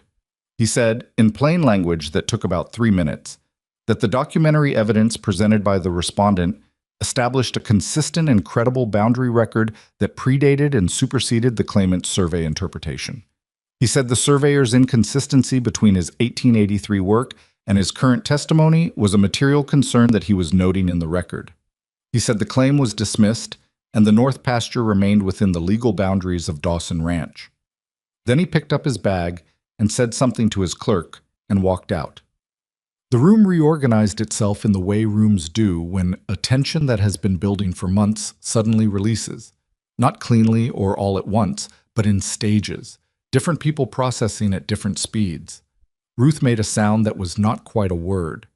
Arlo turned from the window and walked back toward the table with the same unhurried pace he walked everywhere, but his eyes had something in them. Caleb stood still for a moment. Then he turned from the window and looked at Margaret across the room. She looked back at him. There were things that could have been said. She was aware of several of them. None of them seemed necessary. He crossed the room in 4 steps and took both her hands in his, her hands that were still on the table, that had been flat on the table since she sat down, and held them for a moment without squeezing, just held them, and she felt in that contact the weight of everything the past 4 months had been and everything that had almost gone wrong and hadn't. "Thank you," he said, quietly, just to her. "We did it," she said, also quietly. He shook his head slightly. "No, you did it. I would have stood up there and been honest and lost." He looked at her, not with the particular softness that men perform when they think they're being romantic, with something plainer and more serious than that. "I need you to know that." She held his gaze and let herself receive that, which was harder than it sounded, accepting something that was true without deflecting it or minimizing it. She had a habit of deflecting. She was aware of it. She was working on it. "All right," she said. He released her hands when Arlo arrived at the table, and the moment folded back into the ordinary. Wade Holloway left the meeting hall without speaking to anyone. Arthur Fenn followed him, already repacking his leather case with the professional equanimity of a man who loses cases occasionally and doesn't take it personally. The witnesses from Wade's outfit shuffled out after. In their wake, the room felt larger. March changed things in Silver Creek in ways that were difficult to trace to any single event. This was how community opinion shifted, Margaret had learned. Not through declarations or confrontations, but through small recalibrations. Individual people quietly revising their assessments without publicly acknowledging they'd ever held the previous ones. It was the social equivalent of what had happened in the survey documents. A recorded position quietly abandoned and replaced with something more defensible, without the record of the change ever being clearly acknowledged. Patricia Greer stopped her on the street 2 weeks after the hearing, in the particular way Patricia Greer stopped people, as if the conversation were already in progress, and Margaret had simply walked into it. She said she hoped the legal matter was behind them now, and that Silver Creek could look forward to a settled season. She said the Women's Charitable Association was planning a spring gathering, and she hoped Margaret would consider attending. She did not say she had been wrong about Margaret. She did not say she regretted anything. But the invitation was real, and Margaret accepted it in the same spirit it was offered. Not as reconciliation, but as the beginning of the possibility of it. Clara Sims was different. Clara Sims came to the ranch in April with her daughter, who was 9, and who apparently had developed a determined interest in learning to read more fluently than her schooling had provided. She asked, with a directness that Margaret suspected had been rehearsed several times in the mirror, whether Margaret would be willing to help the girl with her reading once a week. Margaret said yes. It was the right answer practically and personally, and it was also, she understood, the answer that had the most strategic value in terms of Silver Creek's continued reassessment of her. Clara Sims's daughter, reading better, because of Margaret Whitmore, was the kind of thing that became a story. And stories were how a community revised its own narrative about itself and the people in it. Elliot noticed Clara Sims's daughter on her first visit. A girl named Agnes with red hair and a combative attitude toward books that Elliot clearly found both baffling and interesting, and sat nearby during the reading session with the air of someone who was definitely doing something else entirely, and just happened to be in the same room. By the third session, Agnes and Elliot had developed a negotiated coexistence that occasionally involved her reading aloud to him, and him correcting her pronunciation with the patient authority of a child who had been reading since he was 4 and knew it. Margaret watched this from across the room and thought, so that's how it starts. The other change of April was the one she had known was coming since Christmas and had been waiting for with a patience she sometimes had to actively maintain. Caleb had not spoken again about what he'd said at the kitchen table in December. She had not expected him to. He was not a man who said things twice, who circled back to emotional territory he'd already crossed with the intention of elaborating. He had said what he said, and he meant it, and he assumed she knew it, which she did. But knowing something and its formal acknowledgement were different, and she was 35 years old and had buried one husband and crossed half a continent with a 6-year-old and fought a land case in a territorial court, and she had learned that she did not do well with indefinite states. It was a Sunday in late April. Arlo had gone to Silver Creek. Elliot was in the barn with Belle the mare, who had foaled in the first week of March. Elliot's prediction had been accurate to within 4 days, which he had recorded with quiet satisfaction. And the foal, a chestnut filly he had named, after careful deliberation, Compass. Caleb was fixing a hinge on the kitchen door that had been sticking since February, and should have been fixed in February, and had not been, because February had been entirely occupied with other things. It was a small domestic repair, the kind of thing that happens in the margins of larger events. And he was doing it with the focused attention he brought to all practical tasks, which she had always found oddly calming to observe. She was at the kitchen table reviewing the ranch accounts, which she had fully taken over in January at Caleb's request, and which were, she felt, significantly improved from the state they'd been in when she started. Not because Caleb had been careless, but because he thought in terms of cattle and land and weather, and not in terms of columns. She said without preamble, "I think we should talk about what happens next." He looked at her from the doorway, holding the hinge. "Next?" "The legal matter is resolved," she said. "Winter is over. The ranch is in better condition than it was in November." She kept her voice even and her eyes on the accounts. The reasons for the current arrangement were practical ones, and the practical situation has changed. A silence. She could hear him processing this, not with confusion, because Caleb did not confuse easily, but with the careful attention he gave things that mattered. "Are you telling me you want to leave?" he said. His voice was completely level. Completely. Which told her more than inflection would have. "No," she said. She looked up from the accounts. "I'm telling you that the arrangement we came in on, the uncertainty of it, the provisional nature of it, I don't do well with provisional over a long period of time. I'm not built for it." She held his gaze. "And I think you're not either." He set the hinge down on the counter. He turned to face her fully. "I've known what I wanted since January," he said. "Since before January. I didn't say it because I didn't want you to feel pressed into something you hadn't chosen freely." He paused. "This hasn't been what you signed up for. The legal fight, the winter, Wade's tactics. I wanted to give you room to decide whether you still—" "Caleb." She said his name the way he said hers, plainly, without theater. "I decided in February. I was waiting for you." He looked at her for a long moment. Something in his face shifted. Not dramatically, because Caleb's face rarely did anything dramatically, but visibly. The release of something held carefully for a long time. "Then I'm asking," he said, formally, "if you'll marry me." He glanced around the kitchen with a slight expression that was the closest thing to self-conscious she'd ever seen on him. "I don't have a ring. I should have a ring." "I don't need a ring," she said. "I know you don't need one. I'd like to get you one." "Then get me one later," she said. "Yes. The answer is yes." He crossed the kitchen, and she stood up from the table, and he put his hands on her face, his large, work-roughened, careful hands, and kissed her. And it was not a graceful moment in the way that fictional romantic moments are graceful because real moments rarely are. Her elbow hit the back of the chair when she stood. He was slightly too tall for the angle and had to adjust. The account scattered off the table when her hand caught the edge of it. None of that mattered. When they separated, she was looking at him from approximately 6 inches away and seeing the lines in his face that winter and hard work had made, and the gray coming in at his temples that she hadn't noticed before because she hadn't been this close, and the expression in his eyes that was relief and certainty combined. And she thought, this is a real thing, Not a perfect thing, not a smooth thing, a real one. Elliot, he said. I wanted to talk to Elliot. I know, she said. I'll get him. Potam. She walked to the barn and found her son in the stall with Compass, the chestnut filly who was 6 weeks old and already had opinions about everything, including Elliot, whom she had apparently decided was acceptable. Elliot was sitting in the straw with the filly's head in his lap, which was not a thing that was supposed to happen so early in a young horse's training, and which Elliot had clearly allowed to happen through some combination of patience and the particular quality of stillness he'd had since he was an infant. Caleb wants to talk to you, Margaret said. Elliot looked up. Something in her face told him something because he was 7 years old and perceptive in the particular way of children who have been paying attention to adult emotional states for reasons of self-preservation since before they could name what they were doing.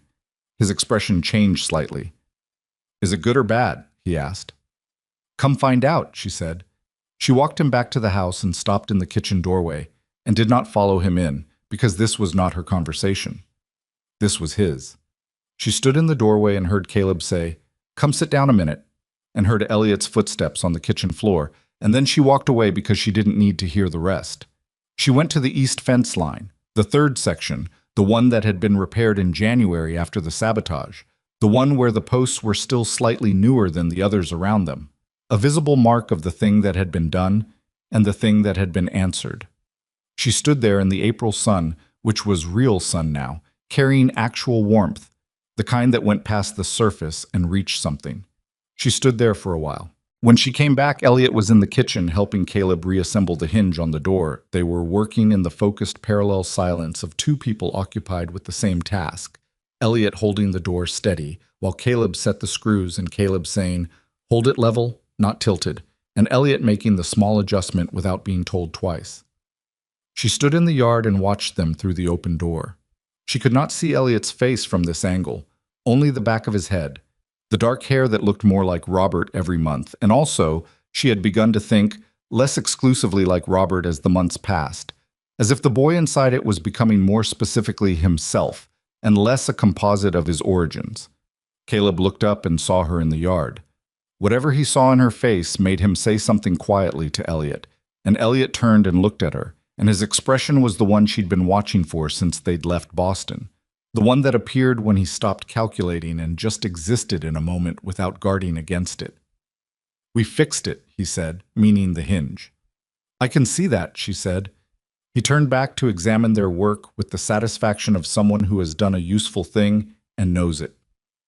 Caleb's eyes stayed on Margaret for a moment longer, and in that moment was everything that didn't require words. The acknowledgement of what had just been decided, the weight of it, the fact that it was right.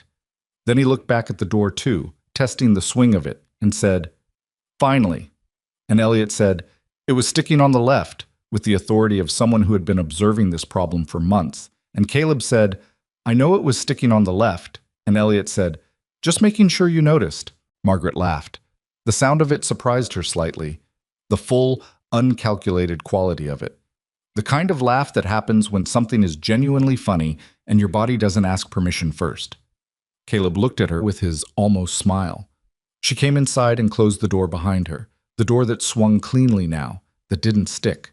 And the smell of the kitchen, and the sound of the two of them, and the April light through the good glass windows all settled around her, and she thought, this is the place. Not perfect, not easy, not without the marks of everything it had cost to get here, but hers, theirs. She went to put the kettle on. Ruth Hadley organized a small celebration at her store on the first Saturday of May, because Ruth organized things, and because the occasion warranted it, and because Silver Creek, in Ruth's view, needed more occasions to act like a community and fewer to act like a collection of individuals managing adjacent suspicions. She invited people Margaret would have expected and several she wouldn't have. Clara Sims came with Agnes, who spent most of the evening interrogating Elliot about whether Compass had learned any new behaviors since their last conversation, which was a week ago. Patricia Greer came and was not warm but was genuinely present, which Margaret had learned to distinguish from performance. Arlo came and stood in the corner near the wood stove with a cup of something and said approximately 4 words all evening, 2 of which were congratulations and 1 of which was directed at Ruth. Dr. Sims, Clara's husband, whom Margaret had barely met, turned out to be a compact, cheerful man who shook Caleb's hand and then turned to Margaret and said, "You're the one who organized the case against Wade?" And when she said yes, he said, "Clara told me about the surveyor argument. That was very well done," with the uncomplicated approval of someone offering a professional opinion, and she felt, unexpectedly, the particular warmth of being recognized by someone who had the standing to evaluate what they were recognizing. Wade Holloway was not invited. This was Ruth's decision, and she did not explain it, and nobody asked her to. What Margaret learned later from Ruth, in the casual way Ruth delivered significant information as if it were an afterthought, was that Wade had quietly begun negotiations to sell a portion of his eastern property to a cattle buyer from Helena. The legal defeat had apparently done something to his position that went beyond the specific claim. She didn't ask for details, and Ruth didn't offer them. It was enough to know that the particular pressure he'd applied to Dawson Ranch for the past 6 months had dissipated, not with drama, but with the quiet deflation of something that had run out of sustainable force. Caleb heard this news with a face that didn't change much. He was quiet for a moment, and then he said, "Good," and that was all. Margaret looked at him and thought about the ledger entry for the one cattle they'd lost in January, and about Fletcher's leg, and about the night they'd ridden double across 2 miles of frozen range. And she thought that Caleb's one-word response to Wade's retreat contained more history than most people's speeches. Elliot fell asleep on Ruth's settee around 9 o'clock, in the same way he'd fallen asleep on their own settee at Christmas, suddenly and completely, as if his body had simply decided the day was done and implemented the decision without consulting anyone. Ruth found an extra blanket and covered him with it without making a production of it, and when Margaret thanked her, she waved it off. "He's a good boy," Ruth said. "He's the best person I know," Margaret said, simply because it was true, and she was in the kind of mood where true things said themselves. Ruth looked at her with the expression she sometimes wore, the one that contained decades of observation and had made its peace with most of what it had seen. "You did right by him," she said. "Coming here. It wasn't the easy thing." "No," Margaret agreed. "Most people do the easy thing." "I know." "That's what makes it matter," Ruth said, and went to refill her own cup before the conversation could become sentimental, which was also very Ruth. On the ride home that night, Caleb driving, Elliot asleep in the wagon bed wrapped in the blanket Ruth had sent along, the May air finally carrying the real warmth of a season, actually arriving. Margaret sat beside Caleb in the same seat where she'd sat the first day he drove her out from Silver Creek, when she'd known him for 45 minutes, and was cataloging what his letters had failed to tell her. She knew him now. Not completely. She wasn't sure you ever knew a person completely, and she was suspicious of people who thought they did. But genuinely. The parts that showed under pressure, which were the parts that mattered, the patience that wasn't passivity, the directness that wasn't unkindness, the particular quality of his silence, which she'd learned to read the way she'd learned to read the sky, by proximity and repetition and the willingness to pay attention. "What are you thinking about?" he asked. It was late and dark, and the stars were out in the particular density they got out here, away from town, where there was nothing between you and them. She'd grown up with city skies and still wasn't entirely used to this. "November," she said, getting off the stagecoach. He was quiet for a moment. "Were you scared?" "Terrified," she said, "but I'd decided, so it didn't matter." He looked at the road ahead. "Wait on the step. That was the first thing." "Yes." "I should have been there." "You couldn't have known the time," she said. "And if you'd been there, I wouldn't have found out what I needed to know." He looked at her briefly. "What did you find out?" "What we were dealing with," she said. "And what you weren't." She paused. "You weren't the kind of man who would do that. I needed to confirm it, but it was already in the letters. I just needed to see the contrast." He was quiet for a while. The wagon moved through the dark, and Elliot breathed steadily in the back, and the horses found their own pace home. "The advertisement," Caleb said. "I wrote it 6 times." She looked at him. 6 drafts, he said. I kept thinking, nobody's going to answer this. It's too plain. It's too blunt. It doesn't say the right things. And then I thought, the person I want to find is someone who would answer this version, so I sent it." She held that for a moment. She thought about her own letter back. The Tuesday evening in the borrowed room while Elliot slept, the careful, honest accounting of what she was and what she wasn't. We were both right, she said. Yeah, he said. We were. The ranch lights appeared ahead in the dark, the way they had on the first night she'd seen them, like something that had grown from the land rather than been built on it. They looked different now, not because they'd changed, but because she had a different relationship to them. They were hers to come home to. Caleb pulled the wagon up, and she climbed down, and he handed down the sleeping Elliot, who was heavier than he looked, and who stirred briefly and then settled back into sleep against her shoulder. She carried him inside and put him in his cot and pulled the blanket up, and he had the face of a child who was entirely at rest, which was the face she'd been working toward for years without fully knowing it. She stood in the doorway of his room for a moment. Then she went back to the kitchen where Caleb was checking the stove, and she stood in the middle of the kitchen floor and thought about how 4 months ago this room had been a place she was trying to make her own, and now it simply was. The stove ticked. The night pressed close outside the windows. She thought about Wade Holloway's retreating position, about the north pasture that would feed the herd this summer, about Clara Sims's daughter, Agnes, getting better at reading 1 week at a time, about Elliot and Compass and the particular settled quality Elliot's shoulders had now that they hadn't had in Boston. There was still so much that could go wrong. She knew that. The frontier was not a place where things stayed fixed. It was a place where things had to be maintained constantly, where the next season was always capable of being harder than the last, where permanence was not a state you achieved and kept, but a thing you worked toward every day without guarantee. She knew that. She had crossed half a continent and fought a land case in a territorial court and ridden into a January storm for 63 cattle, and she knew that better than almost anything. She was not afraid of it. She was, for the first time since Robert died, entirely where she intended to be. That was enough. More than enough. She went to help Caleb bank the stove for the night, and the house settled around them, and outside the May sky held more stars than she would ever finish counting. They were married on a Saturday in early June, which was Ruth Hadley's suggestion and Caleb's preference and Margaret's practical agreement, because June in Montana was the closest thing to reliable that the weather offered, and reliability was something she had learned to value above almost everything else. The ceremony was small. That was also her preference, stated plainly when Ruth began mentioning the various ways Silver Creek could involve itself in the occasion. Margaret had said, with the same directness she brought to everything that mattered, something small. The people who actually know us, not a performance. Ruth had looked at her for a moment and then nodded and arranged exactly that, because Ruth understood the difference between a celebration and a performance better than most people, and she had opinions about which one was worth having.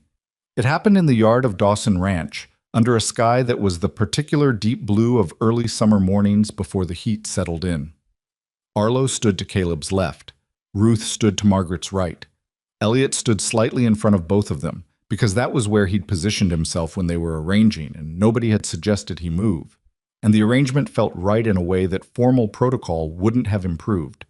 The justice of the peace was a man named Horace Webb, who rode circuit and who had the air of someone who had married several hundred couples and found each one genuinely interesting, which Margaret appreciated. He said what needed saying without embellishment, and they said what needed saying back, and the whole of it took less than 12 minutes. And when it was done, Caleb took her hand and held it without any theatrical gesture, and that was exactly correct. Elliot had been watching with his particular focused attention throughout. When it was over, he looked at Caleb with an expression that Margaret recognized as the face he made when he was deciding how to say something he'd already decided to say. "Are you my dad now?" he asked. Straightforward. No ceremony in it. Caleb looked at him. "If you want me to be," he said.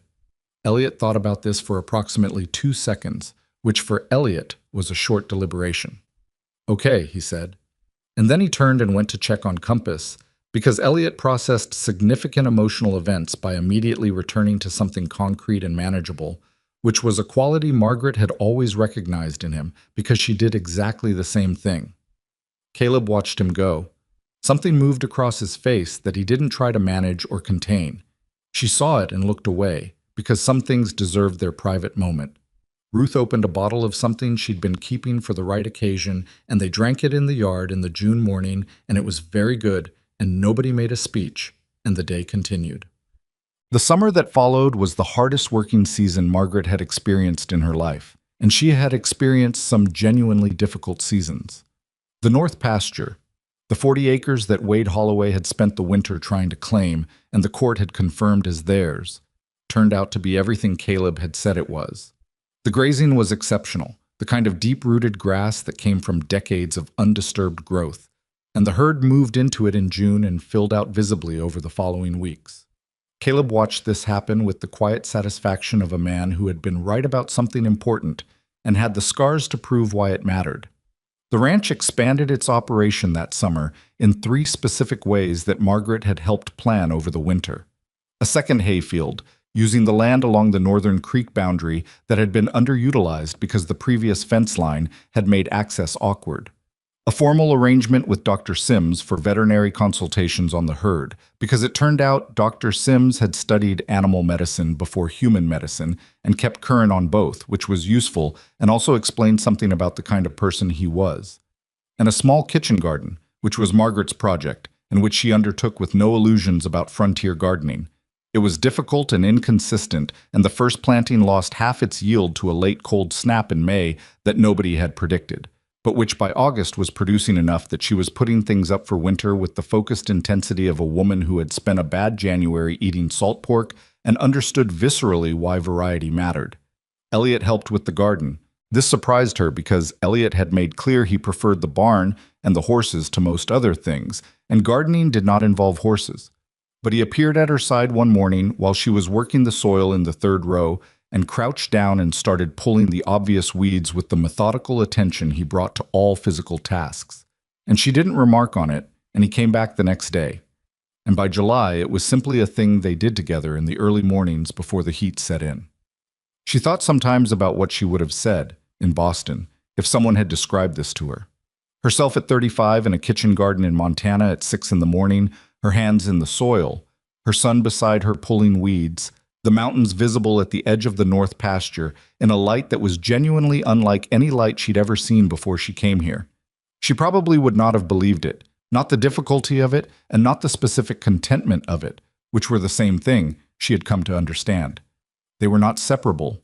The contentment was not despite the difficulty. It came from the same source.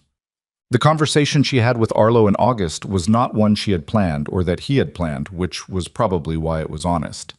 He found her at the east fence line, the 3rd section, again, always the 3rd section, which she had developed a habit of checking that had nothing to do with practicality and everything to do with the fact that standing there grounded her in some way she didn't try to analyze. She was looking at the repaired posts, which had settled well and held through the spring melt without issue. Arlo came up beside her and looked at the same thing for a while. This was how Arlo arrived at conversations. He'd position himself near the subject and wait, and if you waited back, eventually something got said. 19 years, he said finally. She looked at him. I worked this land for 19 years, he said, for Caleb's father before him. I've seen a lot of things come and go. He looked at the fence posts. I want to say something. All right, she said. When you came. He stopped. He was working through it in his characteristic way, where the pauses were not hesitation, but construction. I didn't know what to think. Caleb sending for someone. I thought, a man his age, set in his ways, bringing in a stranger. I thought it might not go. She waited. I was wrong, he said. It came out without flourish or apology. Just the plain statement of a man who had revised his position and considered the revision important enough to say out loud. Not just about whether it would go, about what you were. He looked at her. You're not what I expected. What did you expect? She asked. She was genuinely curious. He seemed to consider this carefully. Someone who needed the ranch, he said. Most people who come to a place like this, they come because they need something from it. You came because... He paused again. Because you had something to offer it. That's different. Most people don't know the difference in themselves. She held that for a moment. The August light came across the north pasture and lit the grass in a way that made it look almost warm to the touch. I needed it too, she said honestly. I needed the ground under my feet. I needed Elliot to have room. She looked at the posts. I wasn't as selfless as that sounds. I didn't say selfless, Arlo said. I said different. Knowing you have something to give and giving it, that's different from just needing to take. He turned to go, because Arlo concluded conversations by leaving them rather than ending them. Then he stopped and looked back. "The boy's going to be good," he said. "He's already good, but he's going to be something." Hanuma had a gesture that wasn't quite a word, but she understood it. The kind of something that leaves a mark. "I know," she said. He nodded once and walked back toward the barn. She stood at the third section of the east fence for another few minutes, in the August heat, listening to the land. Wade Holloway sold his eastern parcel in September to the cattle buyer from Helena, and the following spring he sold the remainder of his operation and left the valley entirely. Margaret heard this from Ruth in the plain way Ruth delivered things. Wade's gone, sold everything, went to his sister's in Oregon apparently, and felt almost nothing except a mild, distant acknowledgement that a chapter had closed. She had expected to feel more. Satisfaction, maybe, or the particular vindication of a person who has been underestimated and has outlasted the person who underestimated them. But what she actually felt was closer to indifference, and when she examined that, she found it made sense. Wade Holloway had taken up months of her attention and significant emotional energy, and a January storm's worth of physical risk, but he had never been the point, he had been an obstacle. You didn't mourn obstacles when they cleared, you just moved through the space they'd occupied and kept going. What she felt more strongly, on the morning Ruth told her, was gratitude. Not for Wade's departure specifically, for the fact that the north pasture was full of grass, that the ranch accounts were solid, that Elliot had grown 2 inches since November and was teaching Agnes Sims not just reading, but now also the basics of caring for a young horse, which Agnes had turned out to have an aptitude for that nobody, including Agnes, had suspected. That was what had mattered, not the fight, what the fight had been protecting. Elliot turned 8 that fall, in October, and the birthday was marked by Caleb presenting him with a saddle. Not a child's saddle, a real one, sized for a boy who was growing and would grow into it further, well-made and practical and chosen with the specific attention Caleb brought to things he considered important. Elliot looked at it for a long moment without speaking, and Margaret watched her son's face do the thing it did when something reached him at the level below words, the level where children live before they learn to translate their interior world into language. "It's for Compass," Elliot said finally. "Not a question." "When she's ready," Caleb said.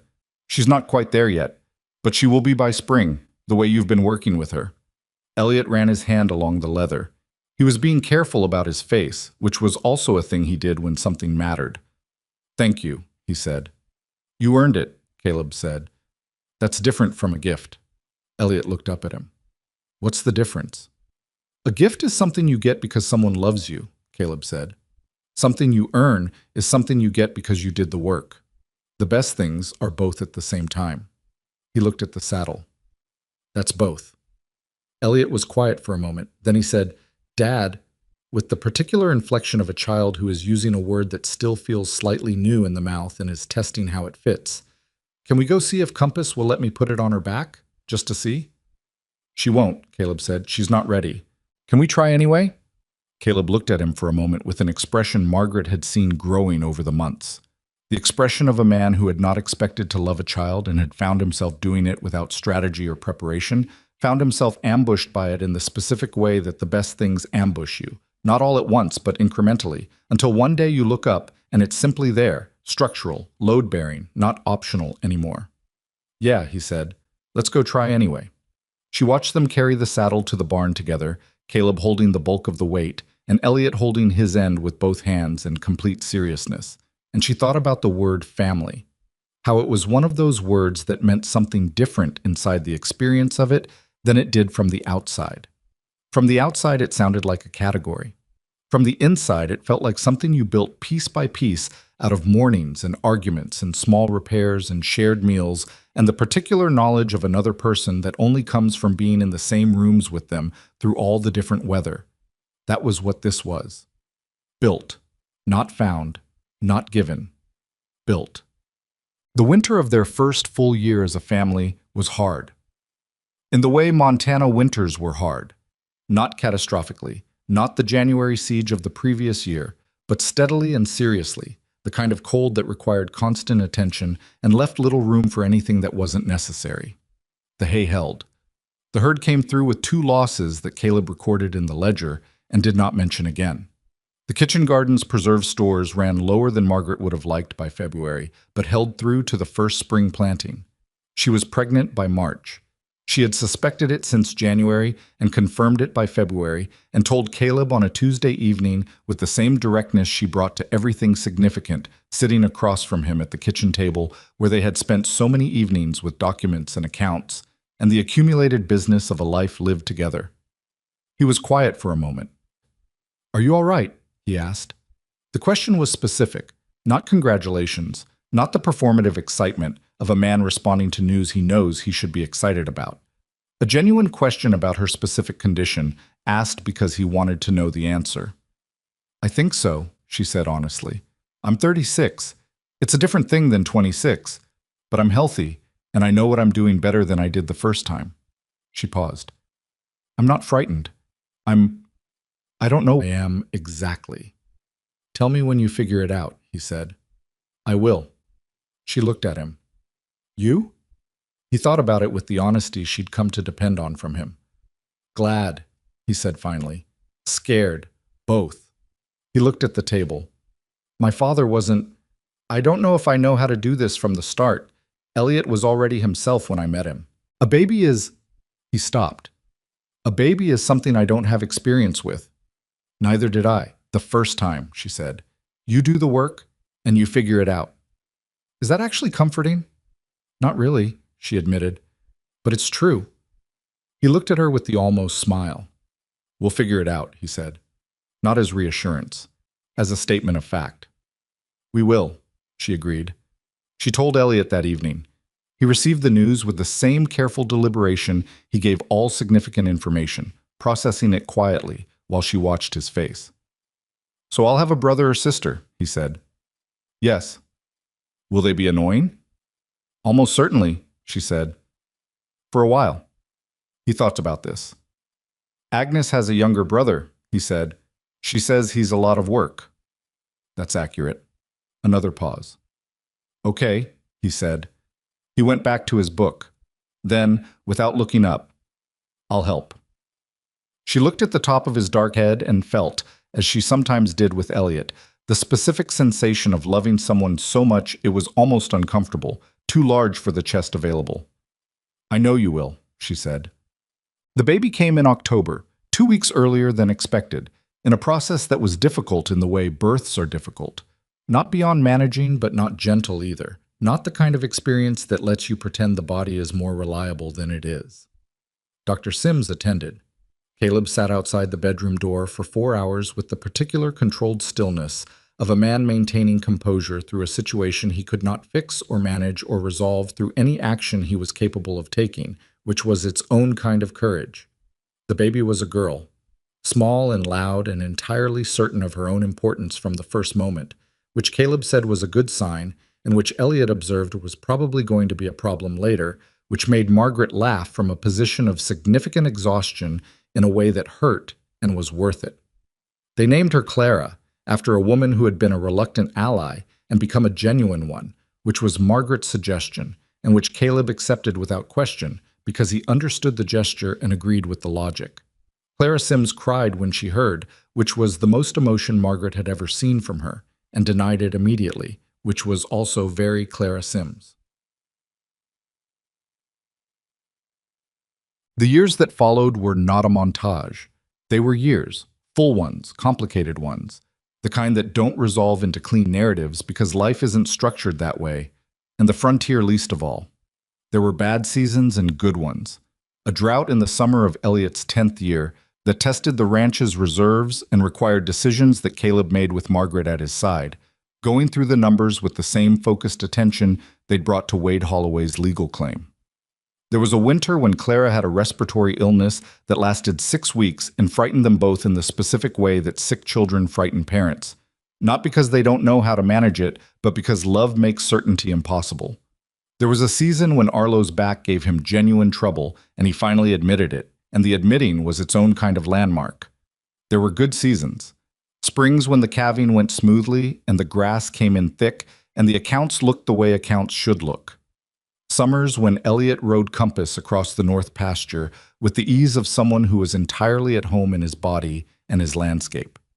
Evenings when Clara, small and loud and opinionated in a way that was familiar from both sides of her parentage, sat between Elliot and Caleb at the kitchen table, demanding that someone read to her, and Elliot would read with exaggerated patience, and Clara would interrupt every 3 sentences with questions, and Caleb would sit with his almost smile and his coffee, and occasionally answer the questions when Elliot was too frustrated to do it charitably. Margaret sat in those evenings and looked at the room around her and felt the particular quality of a life that had been chosen rather than assigned, the specific weight of it, the texture of having made decisions that cost something and having the results of those decisions visible in the faces around a table. She had made mistakes. She made them throughout those years with the regularity of a person doing difficult things in imperfect conditions. She was too sharp with Caleb sometimes when she was tired, and she knew it, and he knew she knew it, and they had learned the grammar of apology between them without making it a performance. She was too protective of Elliot in ways that occasionally limited him, and he told her so, with more directness than she always found comfortable, which she had raised him to have and had to live with. She was too slow to ask for help in certain seasons, carrying things alone past the point where sharing them would have been better, which was the oldest of her patterns and the most persistent. None of this unmade what she had built. It was part of it. The imperfection was part of the structure. On a September morning when Elliot was 14, he found her at the east fence line, the third section. She still went there. She had stopped examining why. He came up and stood beside her the way Arlo used to stand beside her. That particular frontier habit of arriving at the edge of something rather than the center of it, making yourself available rather than demanding. He had picked it up from Arlo and from Caleb both, the quality of stillness that wasn't absence. They stood there for a while without talking. "I remember the stagecoach," he said finally. She looked at him. He was almost as tall as Caleb now, which still startled her when she noticed it. His voice had changed over the summer to something that was neither child nor adult and would not be fully resolved for another year or two. "You were 6, she said. "I know how old I was." Not sharp, just the mild precision he'd always had. "I remember that man, on the step." She waited. "I was scared," he said. Not of him specifically. Of the whole thing. Of what it would be. Whether it would be bad. He looked out at the pasture. "I didn't say that." "I know," she said. "I knew anyway." "I figured you did." He was quiet for a moment. "I want to say something." "Say it." He turned and looked at her directly. The dark eyes that still looked like Robert, and also entirely like himself, the face that had grown into something she couldn't have predicted from the child he'd been. "You made the right choice," he said. "Coming here. I know it was for me, partly, maybe mostly, but I want you to know. It was the right one. Not just for me. For you." She held that. The September light came across the north pasture the way it had the morning she'd stood here with Arlo years ago. "I know," she said. Then because he deserved the honest version, "I didn't always know it. There were months where I was just working and hoping it would become clear. It wasn't always clear." When did it get clear? She thought about it seriously, because he was asking seriously. She thought about the kitchen table and the 1869 letter and Caleb's hands on her face. She thought about January cattle in the dark and Elliot saying okay on the cot in the first weeks when the other children were cruel. She thought about the east fence post and what Caleb had said about it. Helped. "Gradually," she said, and then all at once. Both. He nodded as if this was the answer he'd expected, or at least the one that made sense. "I'm going to stay," he said. "When I'm older. I'm going to work this ranch." He said it with the flat certainty of someone who has decided something at the level below argument, where decisions live before they become plans. "I know you and Dad haven't. I know you didn't ask me to." "No," she said. "I want to. It's mine." He paused. "Ours. But mine too." She looked at her son, this 14-year-old who had been 6 on a stagecoach and frightened in a way he hadn't said, who had learned to ride and mend fence and read weather and care for a young horse and teach an impatient red-haired girl to love books. And she thought about what Arlo had said on an August morning years ago, standing in this same spot. "He's going to be something." "I know," she said. He nodded once, the way Caleb nodded when something was settled. Then he turned back toward the barn. Compass needs her feet looked at, he said, over his shoulder. I was going to do it after breakfast. I'll tell your father, she said. She stood at the east fence for another few minutes after he'd gone, as she usually did. She looked at the post that had been repaired in January 4 years ago and had held through every season since. She looked at the north pasture where the herd was moving slowly in the September morning, unhurried, going about the business of being cattle in good grass. She looked at the mountains at the edge of the horizon, which were the same every morning and also different, which was the thing about mountains. They looked permanent, but the light was always changing on them. Here is what she knew, standing there. She knew that the people who had looked at her on a stagecoach step and decided she was finished, too old and too encumbered, and too much of one thing and not enough of another. They had been measuring the wrong things. They were measuring youth and unattachment and the absence of history. They were measuring her as if the years she'd lived and the choices she'd made and the sun beside her were subtractions. They were not subtractions. They were the whole of her. They were what she'd brought, and the person she'd become in the years since stepping off that stagecoach. The person who could read a fence line and organize a land case and ride into a January storm and raise a son on difficult ground. That person had been made by everything she'd already lived through, not despite it. That was the thing she wanted to be clear about, because it mattered, not just in her story. In the general story of what people do when the world decides they've run out of chances. The world is not reliable at knowing when you've run out of chances. The world goes by visible things, age, situation, the markers that are easiest to count. It misses the interior inventory. It misses what a person has accumulated by the time they arrive at a difficult doorway, the specific knowledge of hardship, the capacity to persist without guarantee, the understanding of what actually matters and what only seems to. It misses the thing that comes from having already survived something. Margaret Whitmore had survived something, more than one something, and she had carried all of it across a continent and walked through a door that opened onto hard work and harder weather, and a man she hadn't known, and a community that hadn't wanted her, and she had stayed and built and fought and stayed again. And she had made something that was real and hers and permanent in the only way that actually counts. Not permanent because it would never change, but permanent because it was built solidly enough to change and hold. She had been 35 on a stagecoach. She would be 40 next spring, and the ranch accounts were solid, and the north pasture was full of grass, and her son was going to stay and work the land beside her, and her daughter was going to grow up with mountains at the edge of her horizon, and Caleb was going to be in the kitchen when she got back, drinking his coffee and checking the weather and being exactly the man she had recognized in 4 letters and confirmed in a decade of difficult seasons. She took one more look at the east fence, the post that held, the ground that had settled, the evidence of something done and survived, and turned toward home. The September light came down across the pasture behind her, warm on her back. She didn't look back at it. She already knew it was there.